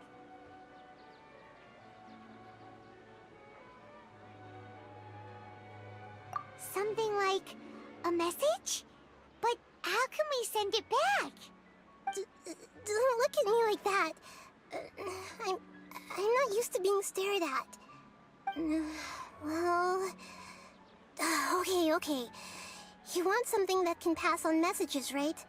Give me some time and take care of Dunyar's out. Yep! Now we're talking!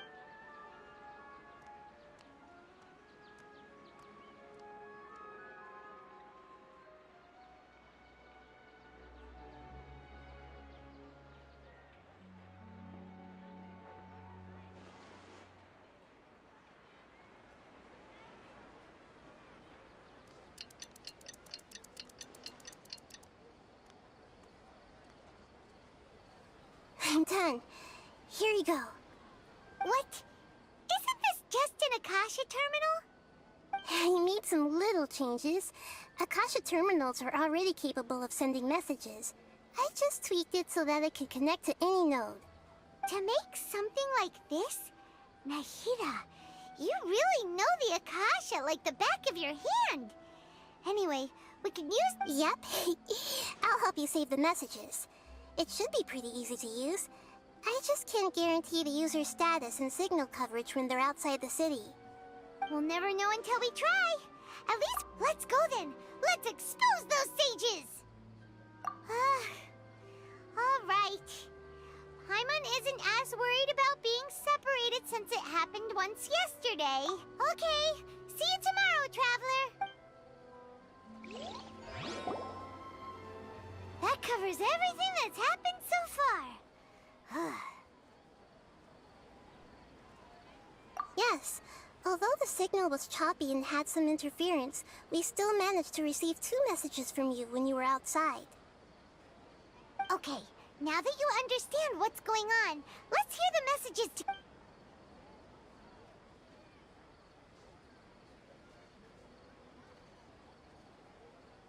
Can't go back.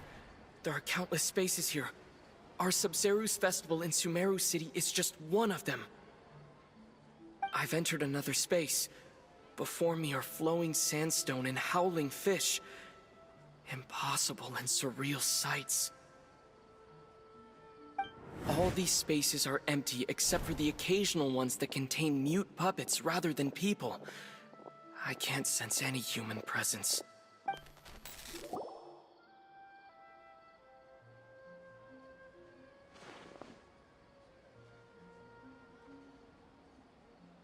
That's one heck of an info dump. It sounds like you left the Sumeru City space when you set foot outside of the walls. But everything looked completely normal when Paimon was looking out from the inside. That's unbelievable. And if we take your word for it, the other spaces all had very weird contents.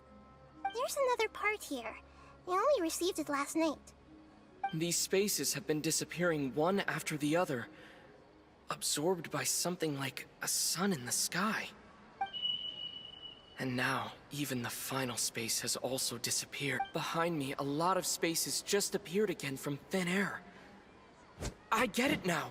Those spaces are actually...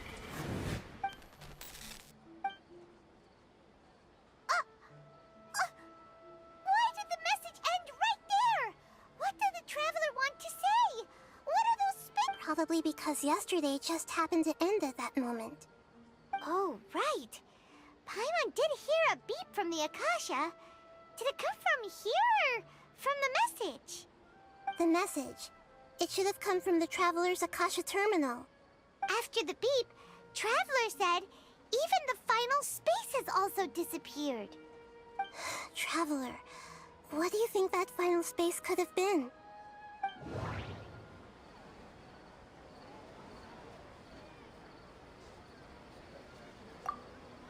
My impression is that each day in this samsara only ends at the sound of that beep from the Akasha.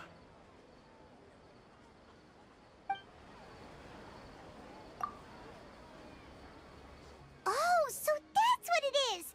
After the sound of the beep, the final space, the Sub-Zero's festival, also disappears, and we're taken to the next day. Later on, Traveler also mentioned a bunch of new spaces materializing behind them. Do lots of new spaces appear every day? Paimon's head is spinning. Just what are these spaces anyhow? Well, consider this. For all the horrors of the Archon War, at its heart, it was just a game where a bunch of gods fought over 7 seats. So no matter how strange or spooky things may look on the surface, maybe all they point to in the end is a small and simple secret. Wow, the Archon War, huh? That's an analogy and a half.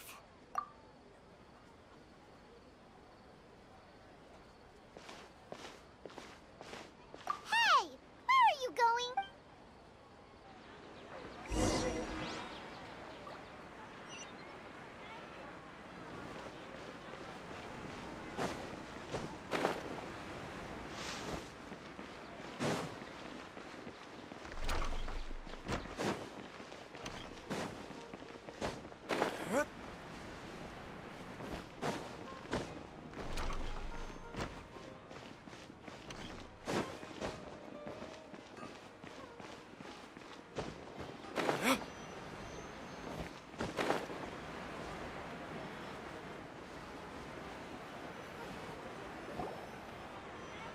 Do you want some alone time to think?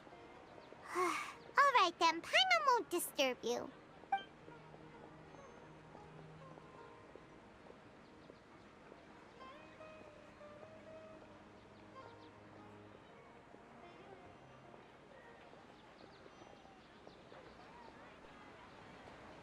The dance of Sub-Zeros is about to begin. I'm going to go watch it. Okay. Why don't you go ahead, Dunyarzad? We still have some other stuff to do first. Okay then. See you later. Have you figured it out yet, Traveler? Time is ticking away? Awesome! What is it? Paimon wants to know! Oh, wait, no. Let's meet up with Nahida first. You can tell us both together. Then...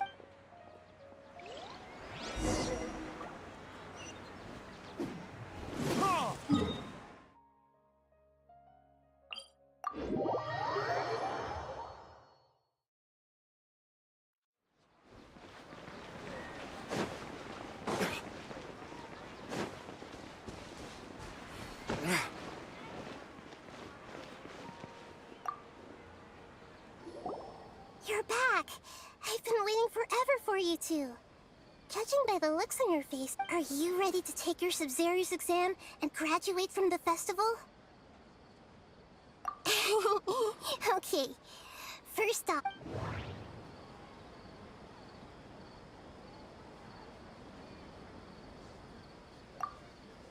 We've already experienced the Sub-Zero's festival many times, and the day of the festival seems to be in a perpetual samsara. All the bizarre spaces I saw outside the city had one thing in common: a lack of human presence. And those spaces remind me of... dreams. Like the one I had in the Avidia Forest, except these have no sign of human presence. That doesn't sound right. Okay, Nahida said the Akasha relies on the power of a gnosis to operate. The moon, illusions. People in Sumeru don't dream. What is...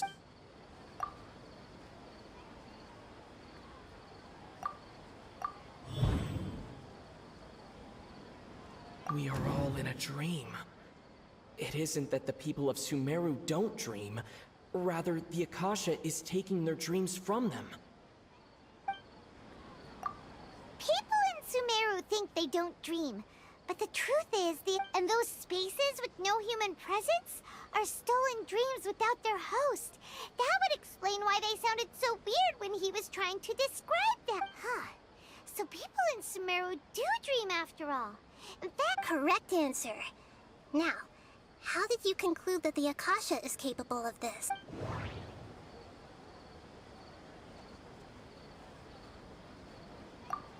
It is the manifestation of the God of Wisdom's power.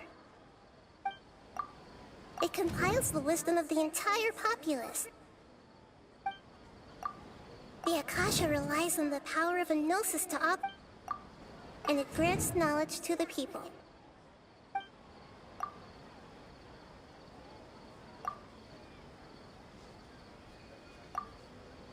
It is the manifestation... Oh, okay. Those dream-controlling creatures in the forest also get their power from the Dendro Archon, right? That would explain why the Akasha has the ability to... But is stealing everyone's dreams really how the Akasha compiles their wisdom? Isn't there anything more to it than that? Dreams are fantastical, complex, and full of imagination. People's brains are the most active. In other words, dreams are rich bundles of human wisdom. So in other words, the complete opposite of how Hypatia understood it. Paimon remembers her saying that the sages think dreams are foolish delusions, and the fact that no one dreams is a blessing from Greater Lord Rukkhadevata. So it was all a dirty trick? The real story is that the sages from the Academia are using the Akasha to steal people's dreams for their own use, huh? Oh? By the sounds of it, you understand the current situation pretty well. So then, what about the Samsara?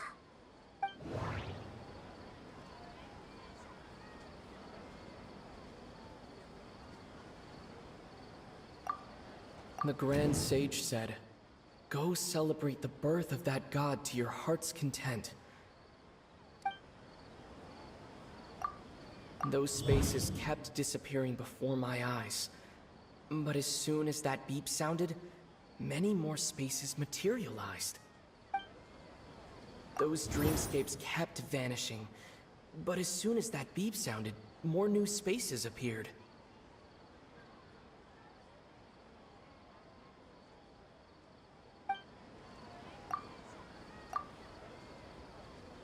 We've already experienced the Sub-Zerus festival many times, and the day of the festival seems... My mind feels exhausted, even though The beep is a prompt tone for Akasha operations.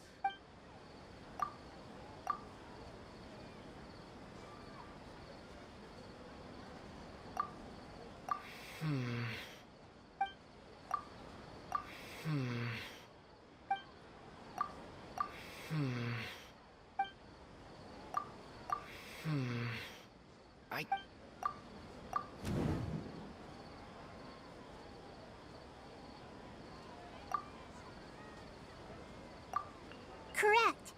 The Akasha is keeping each person's brain in a constant dream state, but also separating their consciousness from their own dream. Their disembodied consciousness is placed inside the collective dream of the Sub-Zerus festival along with everyone else's, while their now vacant dreams are harvested by the Akasha. No one is any the wiser as another day passes in the dream, and so begins another samsara cycle. People wake up to yet another dream about the Sub-Zerus festival. The dreams that belong to them are once again harvested by the Akasha, and so it continues.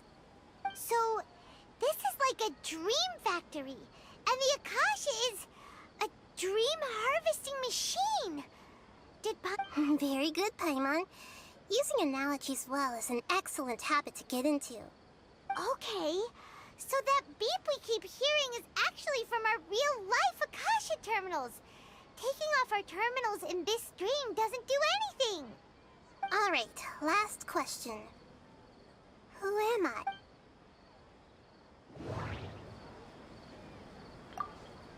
They say that alchemical divination is the Dendro Archon's divine revelation. So then, if Nahida has referred to herself as the moon... Now that I think about it, wasn't illusions a hint that we're all dreaming? Now that I think about it, wasn't illusions hinting at the sage's deception of Sumeru's people?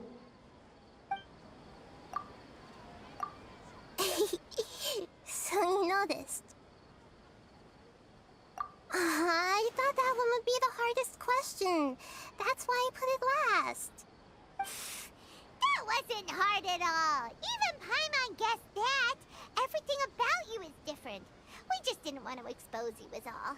Now that you mention it, Nahida, you've been hinting to us since the very beginning. It's funny. Thinking back to when we were asking all over the place for info about Lesser Lord Kusanali. Paimon didn't expect to meet you like this. Yes, those can wait until we're back in real. On the other hand, I'd be happy to answer any more questions you have about here and now.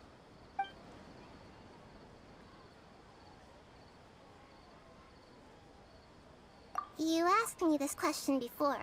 My answer was, it would now that you know this is all a dream, this answer should hopefully make more sense. Have you heard the saying, don't wake a sleepwalker?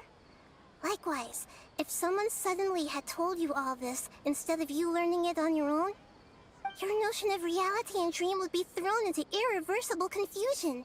That's why I could only give you very subtle hints and some suggestions. Long story short, firstly, this dream we're in is completely based on reality. People have already experienced this Sub-Zero's festival, so it would be very difficult for them to find anything that strikes them as surreal. Secondly, you're probably wondering why people don't have any memories from earlier samsara, right? That's because people don't remember their dreams most of the time anyway. And in any case, their actual dreams are being taken away from them by the Akasha. So whenever they wake up in this dream of the Sub-Zero's festival, they don't remember anything from their previous identity. Never mind, Paimon. Traveler had a dream when we were in the Avidia Forest, but couldn't see what it was about after waking up. Is that an example of what you... Yes. Only after receiving the blessing of Dendro can a person gain the Dendro element's dream-enhancing power. That explains the feelings of deja vu. Meanwhile, everyone else has no idea that they are in the Sub-Zero's festival samsara, while their dreams are stolen from them. Can humans really keep dreaming forever like this? Will it ever... We might say your mental fatigue has already answered this question. Eventually, there's only so much that people can... Especially those whose health is compromised to begin with. Like Dunyarzad. This relentless... People's lives are at stake here, and nobody knows a thing! I know, right? Why did they have to base this dream on my birthday? Could it really just be a coincidence? Even you don't know the reason? The Academia sages are determined to harvest lots of dreams in a short time, no matter the cost. They have to be up to no good. Unfortunately, I don't know anything about... Traveler, do you have any information?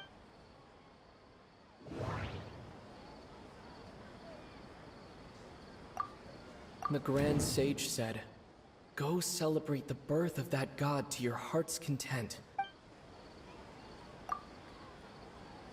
Those spaces remind me of... dreams. Like the... Okay, Nahida said the Akasha relies on the power of a gnosis... Celebrate the birth of that god? Could it mean...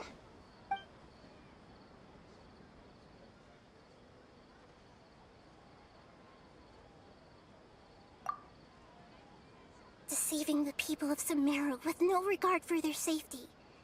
No matter what they're trying to do, this is After we end the Sub-Zero's festival, Samsara, we have to look into them. How can the sages of the Academia do this behind their Archon's back?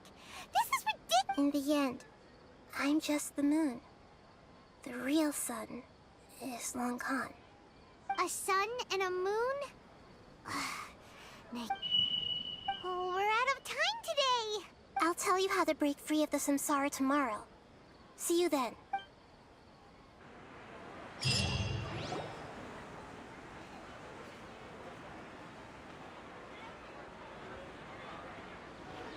Good morning, Nahida. Wait. Now that Paimon remembers everything, should we instead say good morning, Lesser Lord Kusanali? Hey! What's wrong, Nahida? You don't look too good. I'm afraid that what you're thinking right now is correct. Did Dunyarzad already disappear?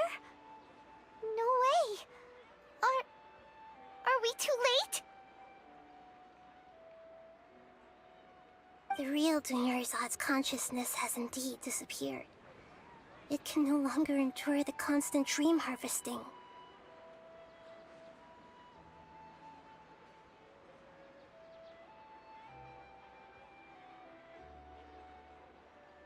Paimon can't believe it. Wait, so what about that other Dunyarzad? Just what? She's actually something like a puppet, but not completely. The real Dunyarzad's consciousness could no longer keep playing her role in this dream. So another Dunyarzad appeared to replace her in the dream. Just like the grass and the trees, that Dunyarzad is just a building block of the dream that helps to keep it going. But personality-wise, she's nothing like the real Dunyarzad. Puppets are stiff, and can't copy a living person's vitality. After all, they're just there as filler.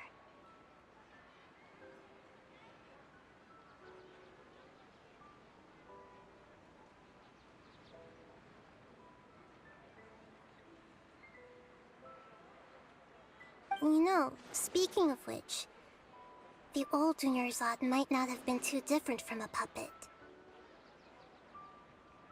Dunyarzad truly believed that she met you within her consciousness, and it was you who inspired her. So you do— Yes. Back then, her family was overly protective of her. No one cared about her personality or thoughts. It was as if she only lived to stall her Elazar. I just gave her a little wisdom so she could look at life in a new way. So that she could be her own person. But even so, she's still... far from it. I'm still a long way off from being a real Archon. I couldn't even save her. If I were a competent Archon, I wouldn't have let my most faithful follower die at the Sub-Zero's festival with so many regrets. Please don't beat yourself up over it, Nahida. It's the sage's fault. I'm not beating myself up. All I did was to rationally observe the distance. Don't be like that, Nahida. Even real Archons are still allowed to be sad.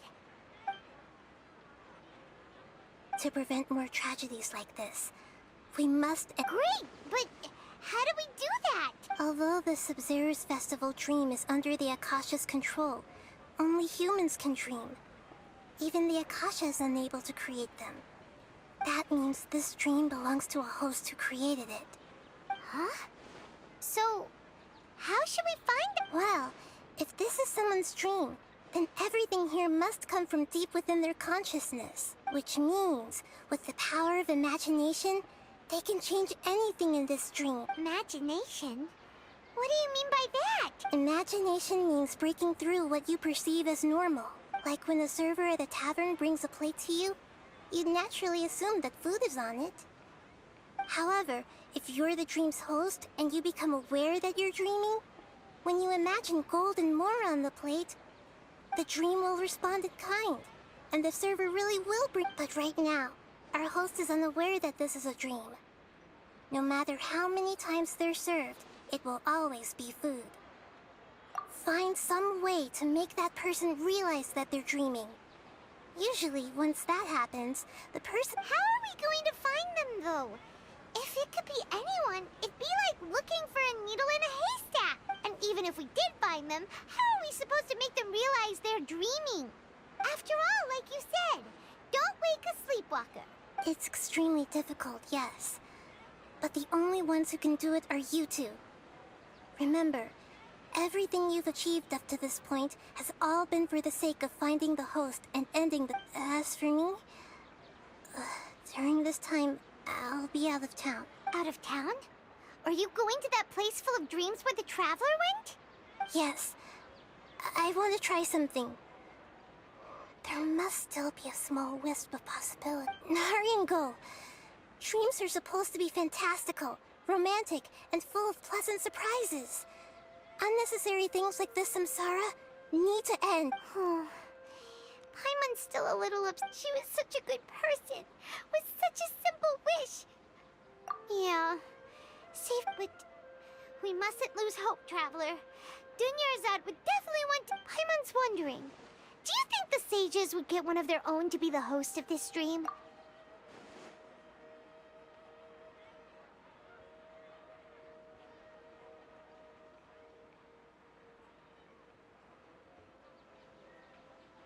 Huh. That's true. Plus, the sages probably weren't counting on there being other factors beyond their control. Like, so... who do you think the host of the dream is?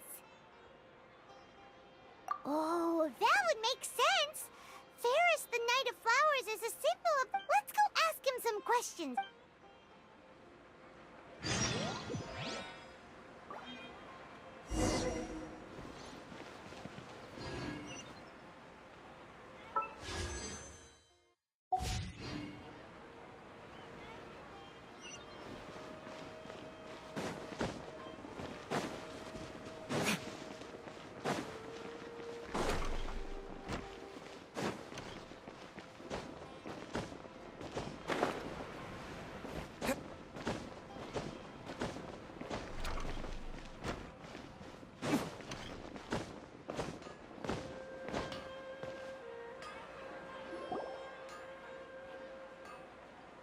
You're back.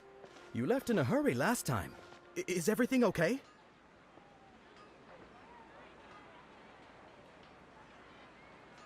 Everything's fine, just... it's a little hard to explain. An experiment?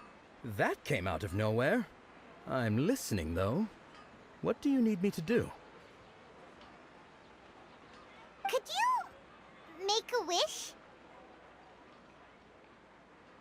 You want me to make a wish? Is that a new Sub-Zero's festival tradition or something? Less questions, more wishing! Okay. My wish. Okay. I'm a little nervous saying this out loud, but I want Miss Dunyarzad to be happy. Oh. I noticed earlier that she looked a bit down, and she wasn't really talking to anyone. She just doesn't seem like herself. She's always so gentle and kind. I've also wondered if the reason she asked me to be Ferris Knight of Flowers is because I'm special to her, or something. So, you have a crush on Dunyarzad? Oh, is it that obvious? When she placed the hat of the Knight of Flowers onto my head, she said to me, I want everyone to have a happy Sub-Zero's festival. What she didn't realize was that I'm not that interested in how everyone else feels. In that moment, I just wanted to be her Knight of Flowers for the rest of my life. 50 years? 100 years? I'll serve her till the... Okay, yeah, that was a bit much. Felt like the right moment to get it off my chest, but... that was... Okay, I'm ready to make my wish. I would like Miss Dunyarzad to appear in front of me right now with a smile on her face. Here goes. Please come true. I'm gonna open my eyes. Oh! You're... What? Fucky? Sorry, but only one portion of Yalda candies per person. Back home you go. Nice try, you two. Anyway, never mind. I don't need to see her appear right in front of me. As long as she's happy. Guess he isn't the host of this dream after all. Should have expected it wouldn't be this easy.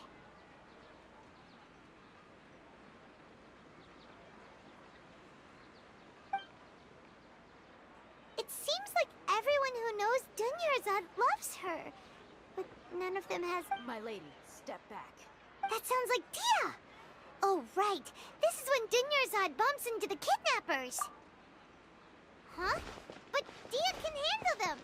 Hey, Traveler!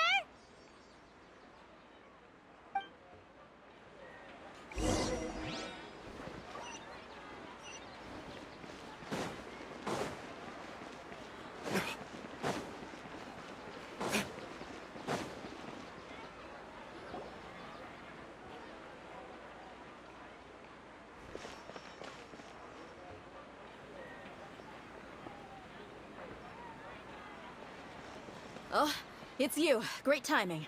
Please take... Hey, this is my job. The homie Yanni's pay me, not you. You... Fine, alright. Knock yourself out. Why are you so worked up anyway? It's not like I don't trust your fighting skill. Anyway, watch yourself.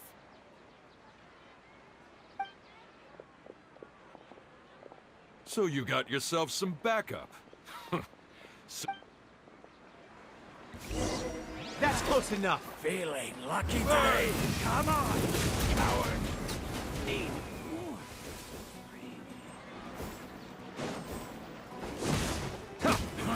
That's close enough. Following orders. One.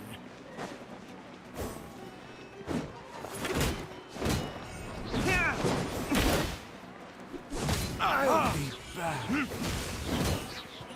I'll take my leave. Traveler, were you just taking your anger out on those guys? You and Nahida both. Dunyarzad wouldn't want to see you two like this. Oh, and speaking of her, Paimon just remembered something. Remember how during the first Sub-Zero's festival, before the Samsara started, we came here with Dunyarzad because she said it was because she had forgotten something. Okay, so Paimon's memory is working so far. Anyway, Paimon also remembers that she is staying somewhere around here. She pointed it out to us, yeah. Even if it's only a tiny clue, it'll probably still help us more than this needle in a haystack, sir. This is the place. It's rude to enter other people's spaces without permission, but desperate times call for desperate men. Hey, the windows are unlocked. Okay, Paimon's gonna take a peek.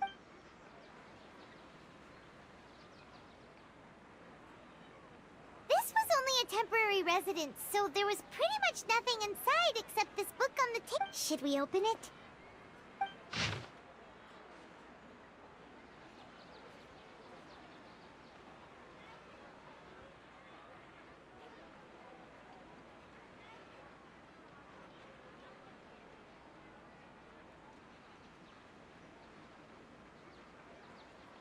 Wow.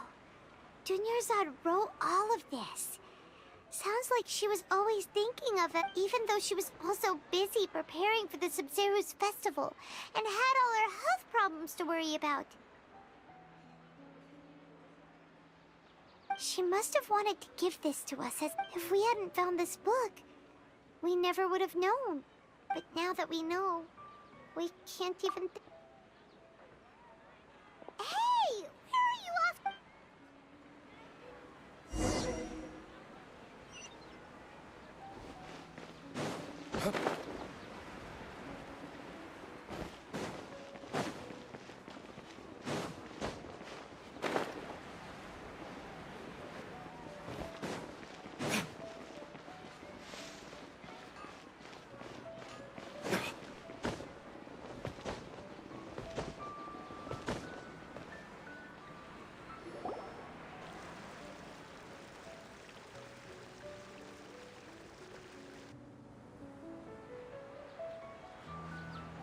It's Dunyarzad's puppet.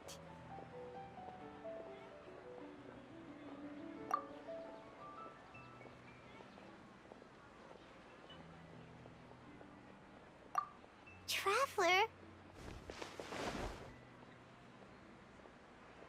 You must be exhausted. Come to think of it, we've been stuck in this place for a really, really long time. Heck, even the last time we were chatting happily with Dunyarzad feels like an eternity ago.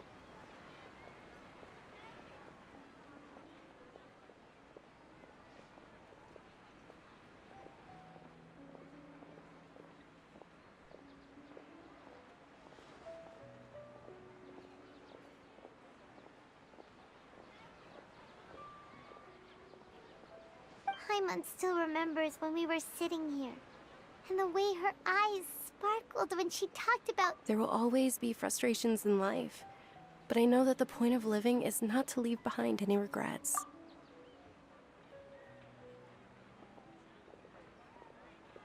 That was what the real Dunyarzad said, wasn't it? Does that mean— Yes, Traveler. Oh, so she's still just a puppet. But just now, how come— What? Where are we going this time?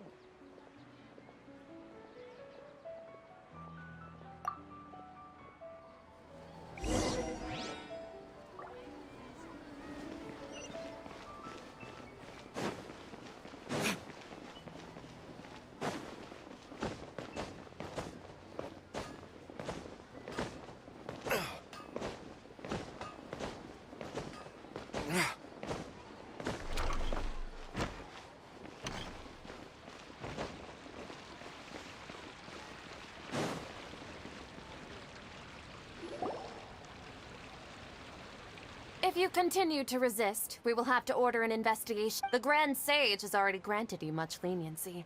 I advise that you exercise. How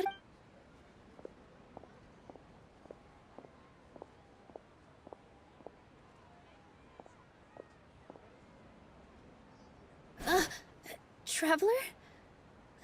You don't have to get involved. He's a sage. Traveler? Traveler? What the heck are you doing? If you get arrested by the Academia, that's another day gone to wait.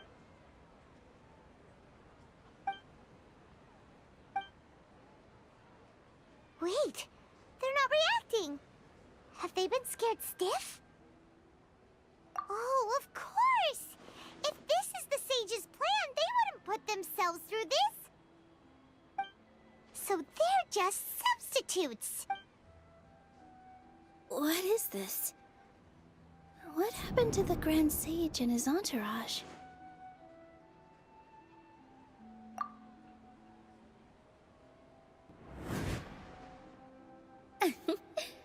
Like I said, they symbolize the goddess of flowers. It's just a shame that all the real Padisaras went extinct after her death. Yes. The Greater Lord brought forth new Padisaras in memory of the goddess of flowers. But she ultimately could never truly replicate that beautiful...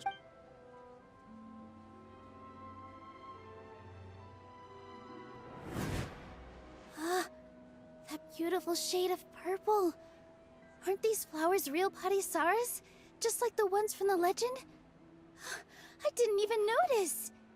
Dunyarzad, did you find these? But didn't you just say all the real flowers went extinct after the goddess of flowers passed away? Yeah. What's going on here? Huh?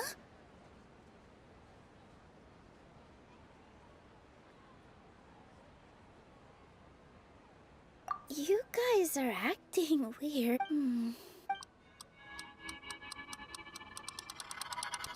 Hey! They disappeared! So Nilu's the host. Purple Padisaras don't exist in the real world anymore. But in Nilu's subconscious, they can appear as decorations on the stage. It's just like the example Nahida told us. People assume there will be food, so when you saw the flowers, you instantly— But if we want to We need the host to become aware that they're dreaming. How should we make Nilu realize that? Am I dreaming? Huh? So I'm right. Is this Lesser Lord Kusanali responding to our celebration of the— Wrong guess, but you aren't completely wrong either. The point is, what made you think this is a dream? As far as you know, people in Sumeru don't dream. Yeah, but have you heard the tale of the first sage? To prevent a calamity, he went on a journey to find the Dendro Arc. Ooh, sounds familiar. Dunyarzad told us a story like that when we first arrived in Sumeru City. So it was about the first sage, huh?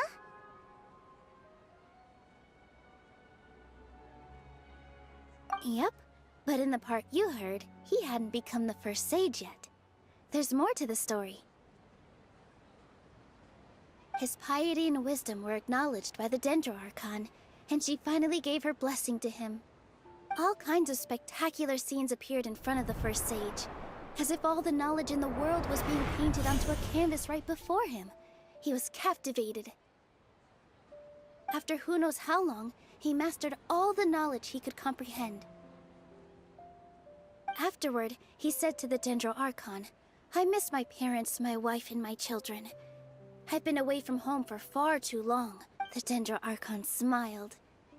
The next second, the sage found himself lying in his bed, as if he had just woken up from a dream. His wife, lying next to him, said, "You're off to search for the Dendro Archon today, aren't you?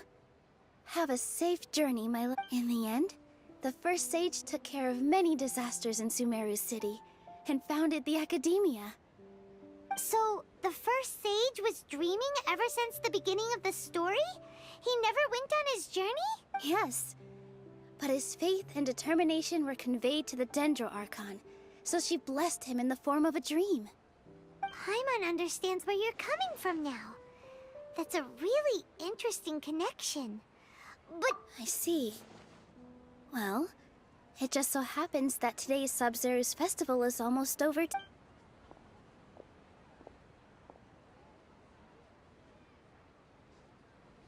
Since we're in a dream, let's make this final dance of Sub-Zero's as beautiful as we can.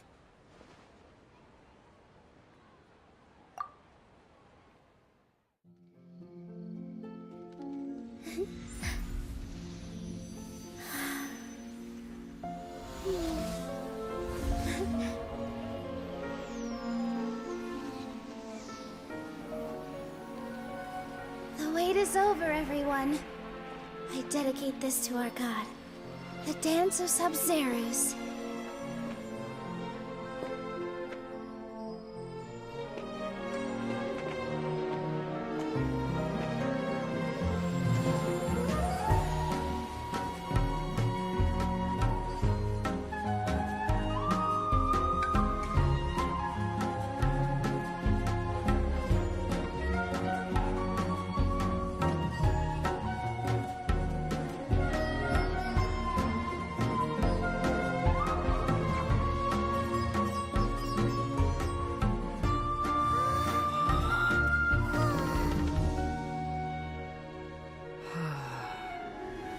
I'd be lying if I said I had no regrets.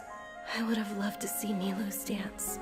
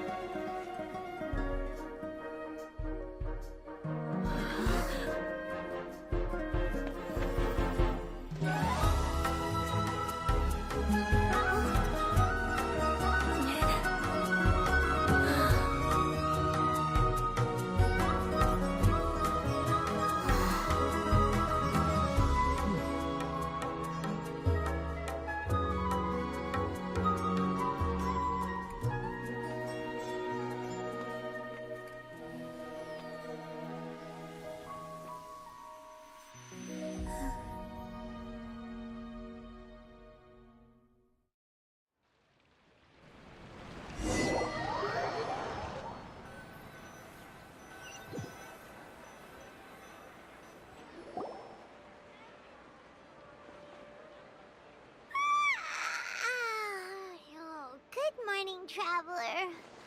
Oh, Paimon feels like she's been asleep for the long... Paimon's head feels super heavy. Trio Paimon thinks it was the Sub-Zero's festival. Have we finally escaped from the Sub-Zero Samsara? Quick! Take off your Akasha terminal!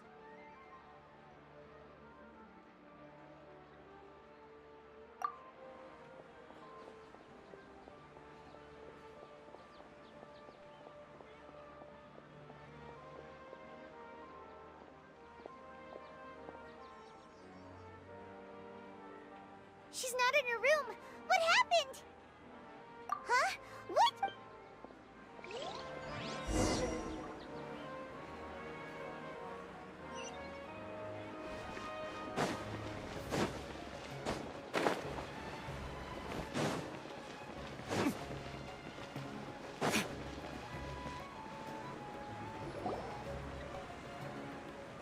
Well done, Traveler and Paimon.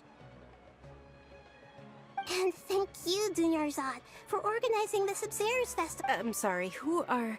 Dunyarzad! You're okay! Oh, Traveler Paimon. I have something amazing to tell. I just had a dream. And I saw Nilou performing the dance of Sub-Zero.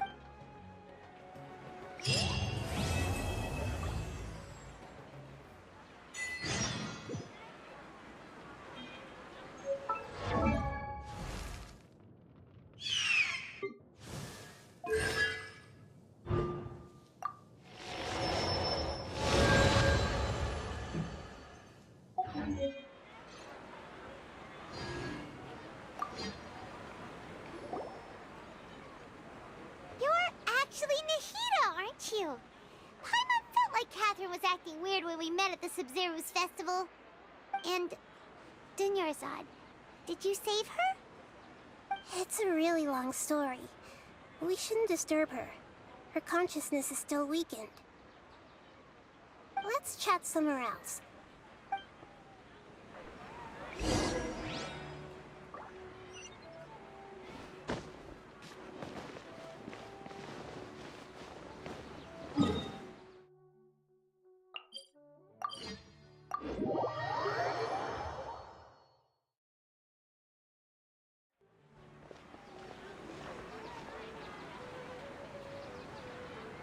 Let's talk about Dunyarzad first.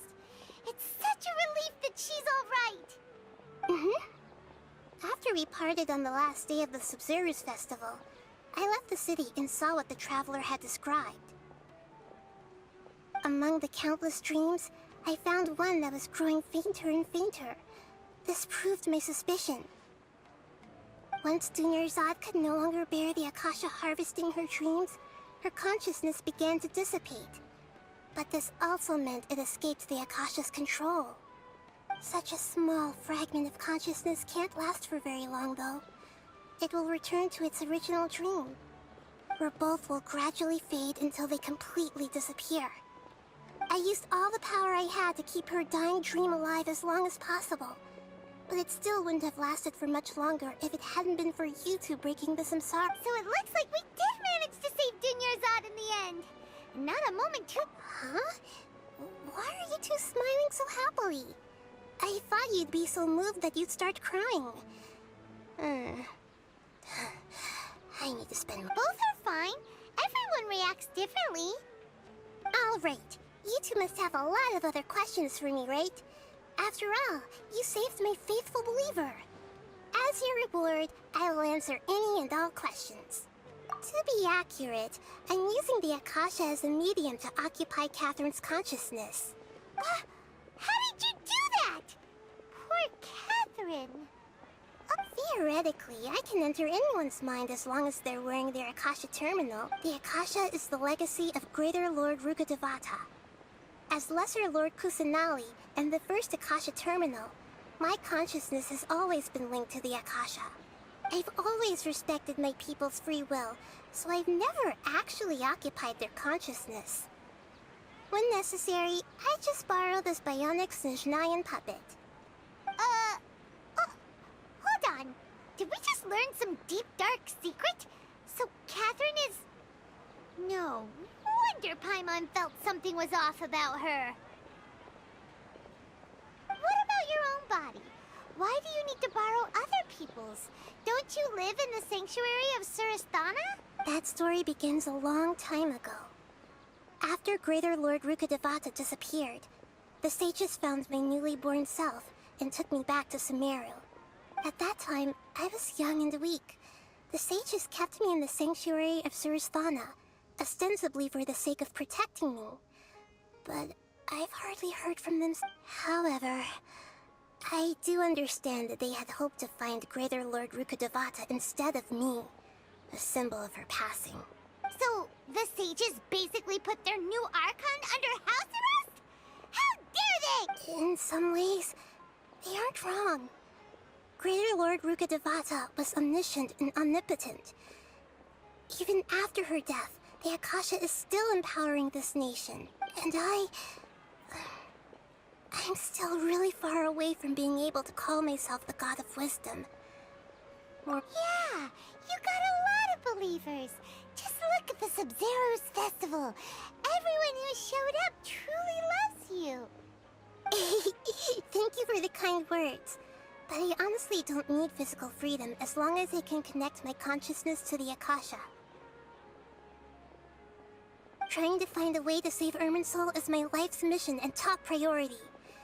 I will work on that, and try to live up to being a deity in the meantime. Every once in a while, I will also take up the duties of the God of Wisdom and enlighten a lost soul here and there. Doing all that, there's never been any big problems with the Academia's governance of Sumeru. This is the first time. I wonder what caused them to go down this path, and what they hope to achieve. Even though the city's residents, I tried to do some investigate. I think they're deliberately trying to hide. Oh, that reminds Paimon. In Gandharvaville, there was this... Regardless, I need to first investigate the sage's motives, make things right, and punish them if needed. But I'll have to... You mean how the Akasha stops you from having dreams? Yeah, it's been such a long time. It's not that no one noticed. It's more like no one cared. Ultimately, it's all rooted in the sage's misdirection? The sages convinced everyone to believe that being unable to dream is a sign of rationality and wisdom. Not dreaming is a badge of honor, even if the truth is that their dreams are being reaped by the Akasha. With their propaganda in place, the sages can maximize their use of... Besides, Greater Lord Rukkhadevata must have created the Akasha in the hopes that it could be used to its full potential. That's what... Anyway, by now, even those who never use Akasha terminals find it too shameful and embarrassing to talk about their dreams. At the Avidia Forest, there were... You also heard someone's voice, right? It said world and forget me. Yeah, so you do know! We've been wanting to ask you what that was about, and if the red sky was related to Conria. It seems like the Traveler established a connection to Irminsul. That was a message left by Greater Lord Rukkhadevata's residual consciousness in Irminsul. Perhaps her last memory before she died. As you two probably know, Greater Lord Rukkhadevata disappeared after the disaster in Conria. The timings of these events do line up. A message from Greater Lord Rukkhadevata? We thought it was from King Deshret. King Deshret? That god who died even longer ago? Some present-day desert dwellers still worship him. You probably just heard some of their conspiracy. Okay, so what does the message... I still haven't managed to decipher it. Even the Greater Lord Rukkhadevata's residual consciousness in Irminsul seems to be contaminated with something that has a very dangerous aura to it. Many devoted scholars go mad as soon as they connect their consciousness. I've warned the Academia about this many times, but people still keep falling victim to it. But I believe this is the key to saving Irminsul. That's why I've kept trying to decipher it. So the tree in the vision was Irminsul? Oh, Tainari also said that Irminsul is sick. But even if you can't figure out what that vision was all about, it seems like our search for you was all in vain. The Traveler wasn't affected after coming in contact with that consciousness. I've never seen anyone like that. With you here, we may have a chance at it. No, we must decipher its secrets. I've already eliminated all other This puzzle has life and death at stake. It could determine Irminsul's fate, as well as to Vats. Got it. I hope my answers were satisfactory, Seeker. To be honest, maintaining Dunyarzad's fading dream took a lot of mental energy. Oh, and you don't need to worry too much about the Sage's activities for now. The Akasha won't be able to conduct another project on the scale of the Sub-Zero Samsara in the immediate future. Go and get some sleep. Leave everything to us. What a relief.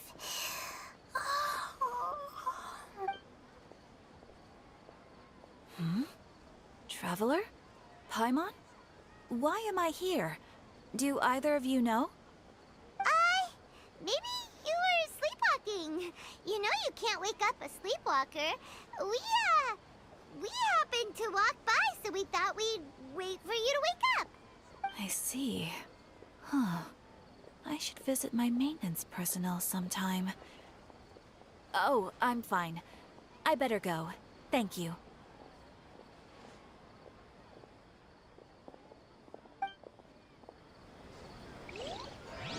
We've spent quite some time in Sumeru City, but ever since we last said goodbye to Lesser Lord Kusanali, we haven't heard anything from her.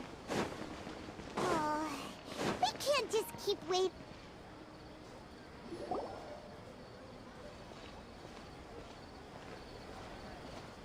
Ad Astra Avisask. We meet again, you two. Hi, Catherine. Do you have any commissions for us? Commissions, huh? Oh, how about this? Please attend the Academia's Academic Symposium this afternoon. Wait. And if possible, please also use your camera to capture the reaction of the audience upon finish. Huh? What kind of commission is that? I see. It appears that in that case, please go to Port Ormos and convince the Eremites there to spend some time volunteering at the local orphanage. Hey, that's not any better. I'm sure the mercenaries will have some interesting reactions. Paimon's gotta ask. Just who exactly has been submitting these commissions? Oh, the commissioner?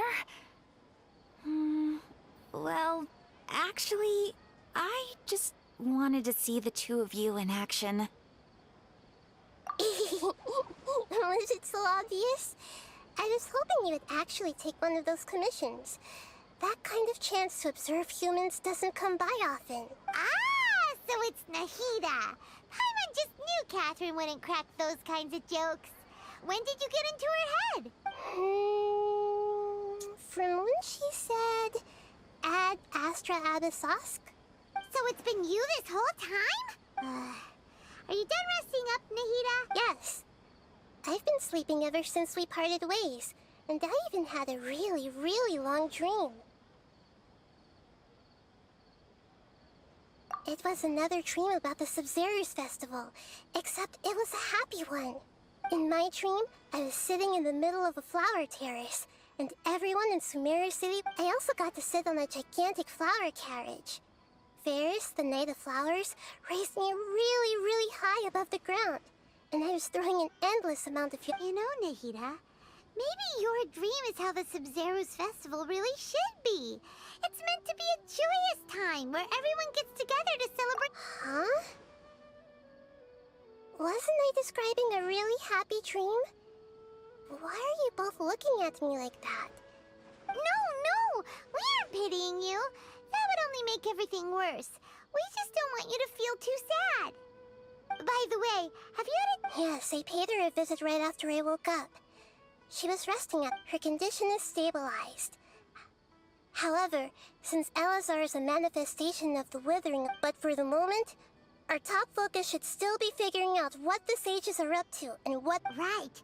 Who knows what'll happen if they manage... So our first priority should be investigating and putting a stop to the sages' activity. Oh, good point. Sorry, adventurers. We're gonna be borrowing Catherine for a little while.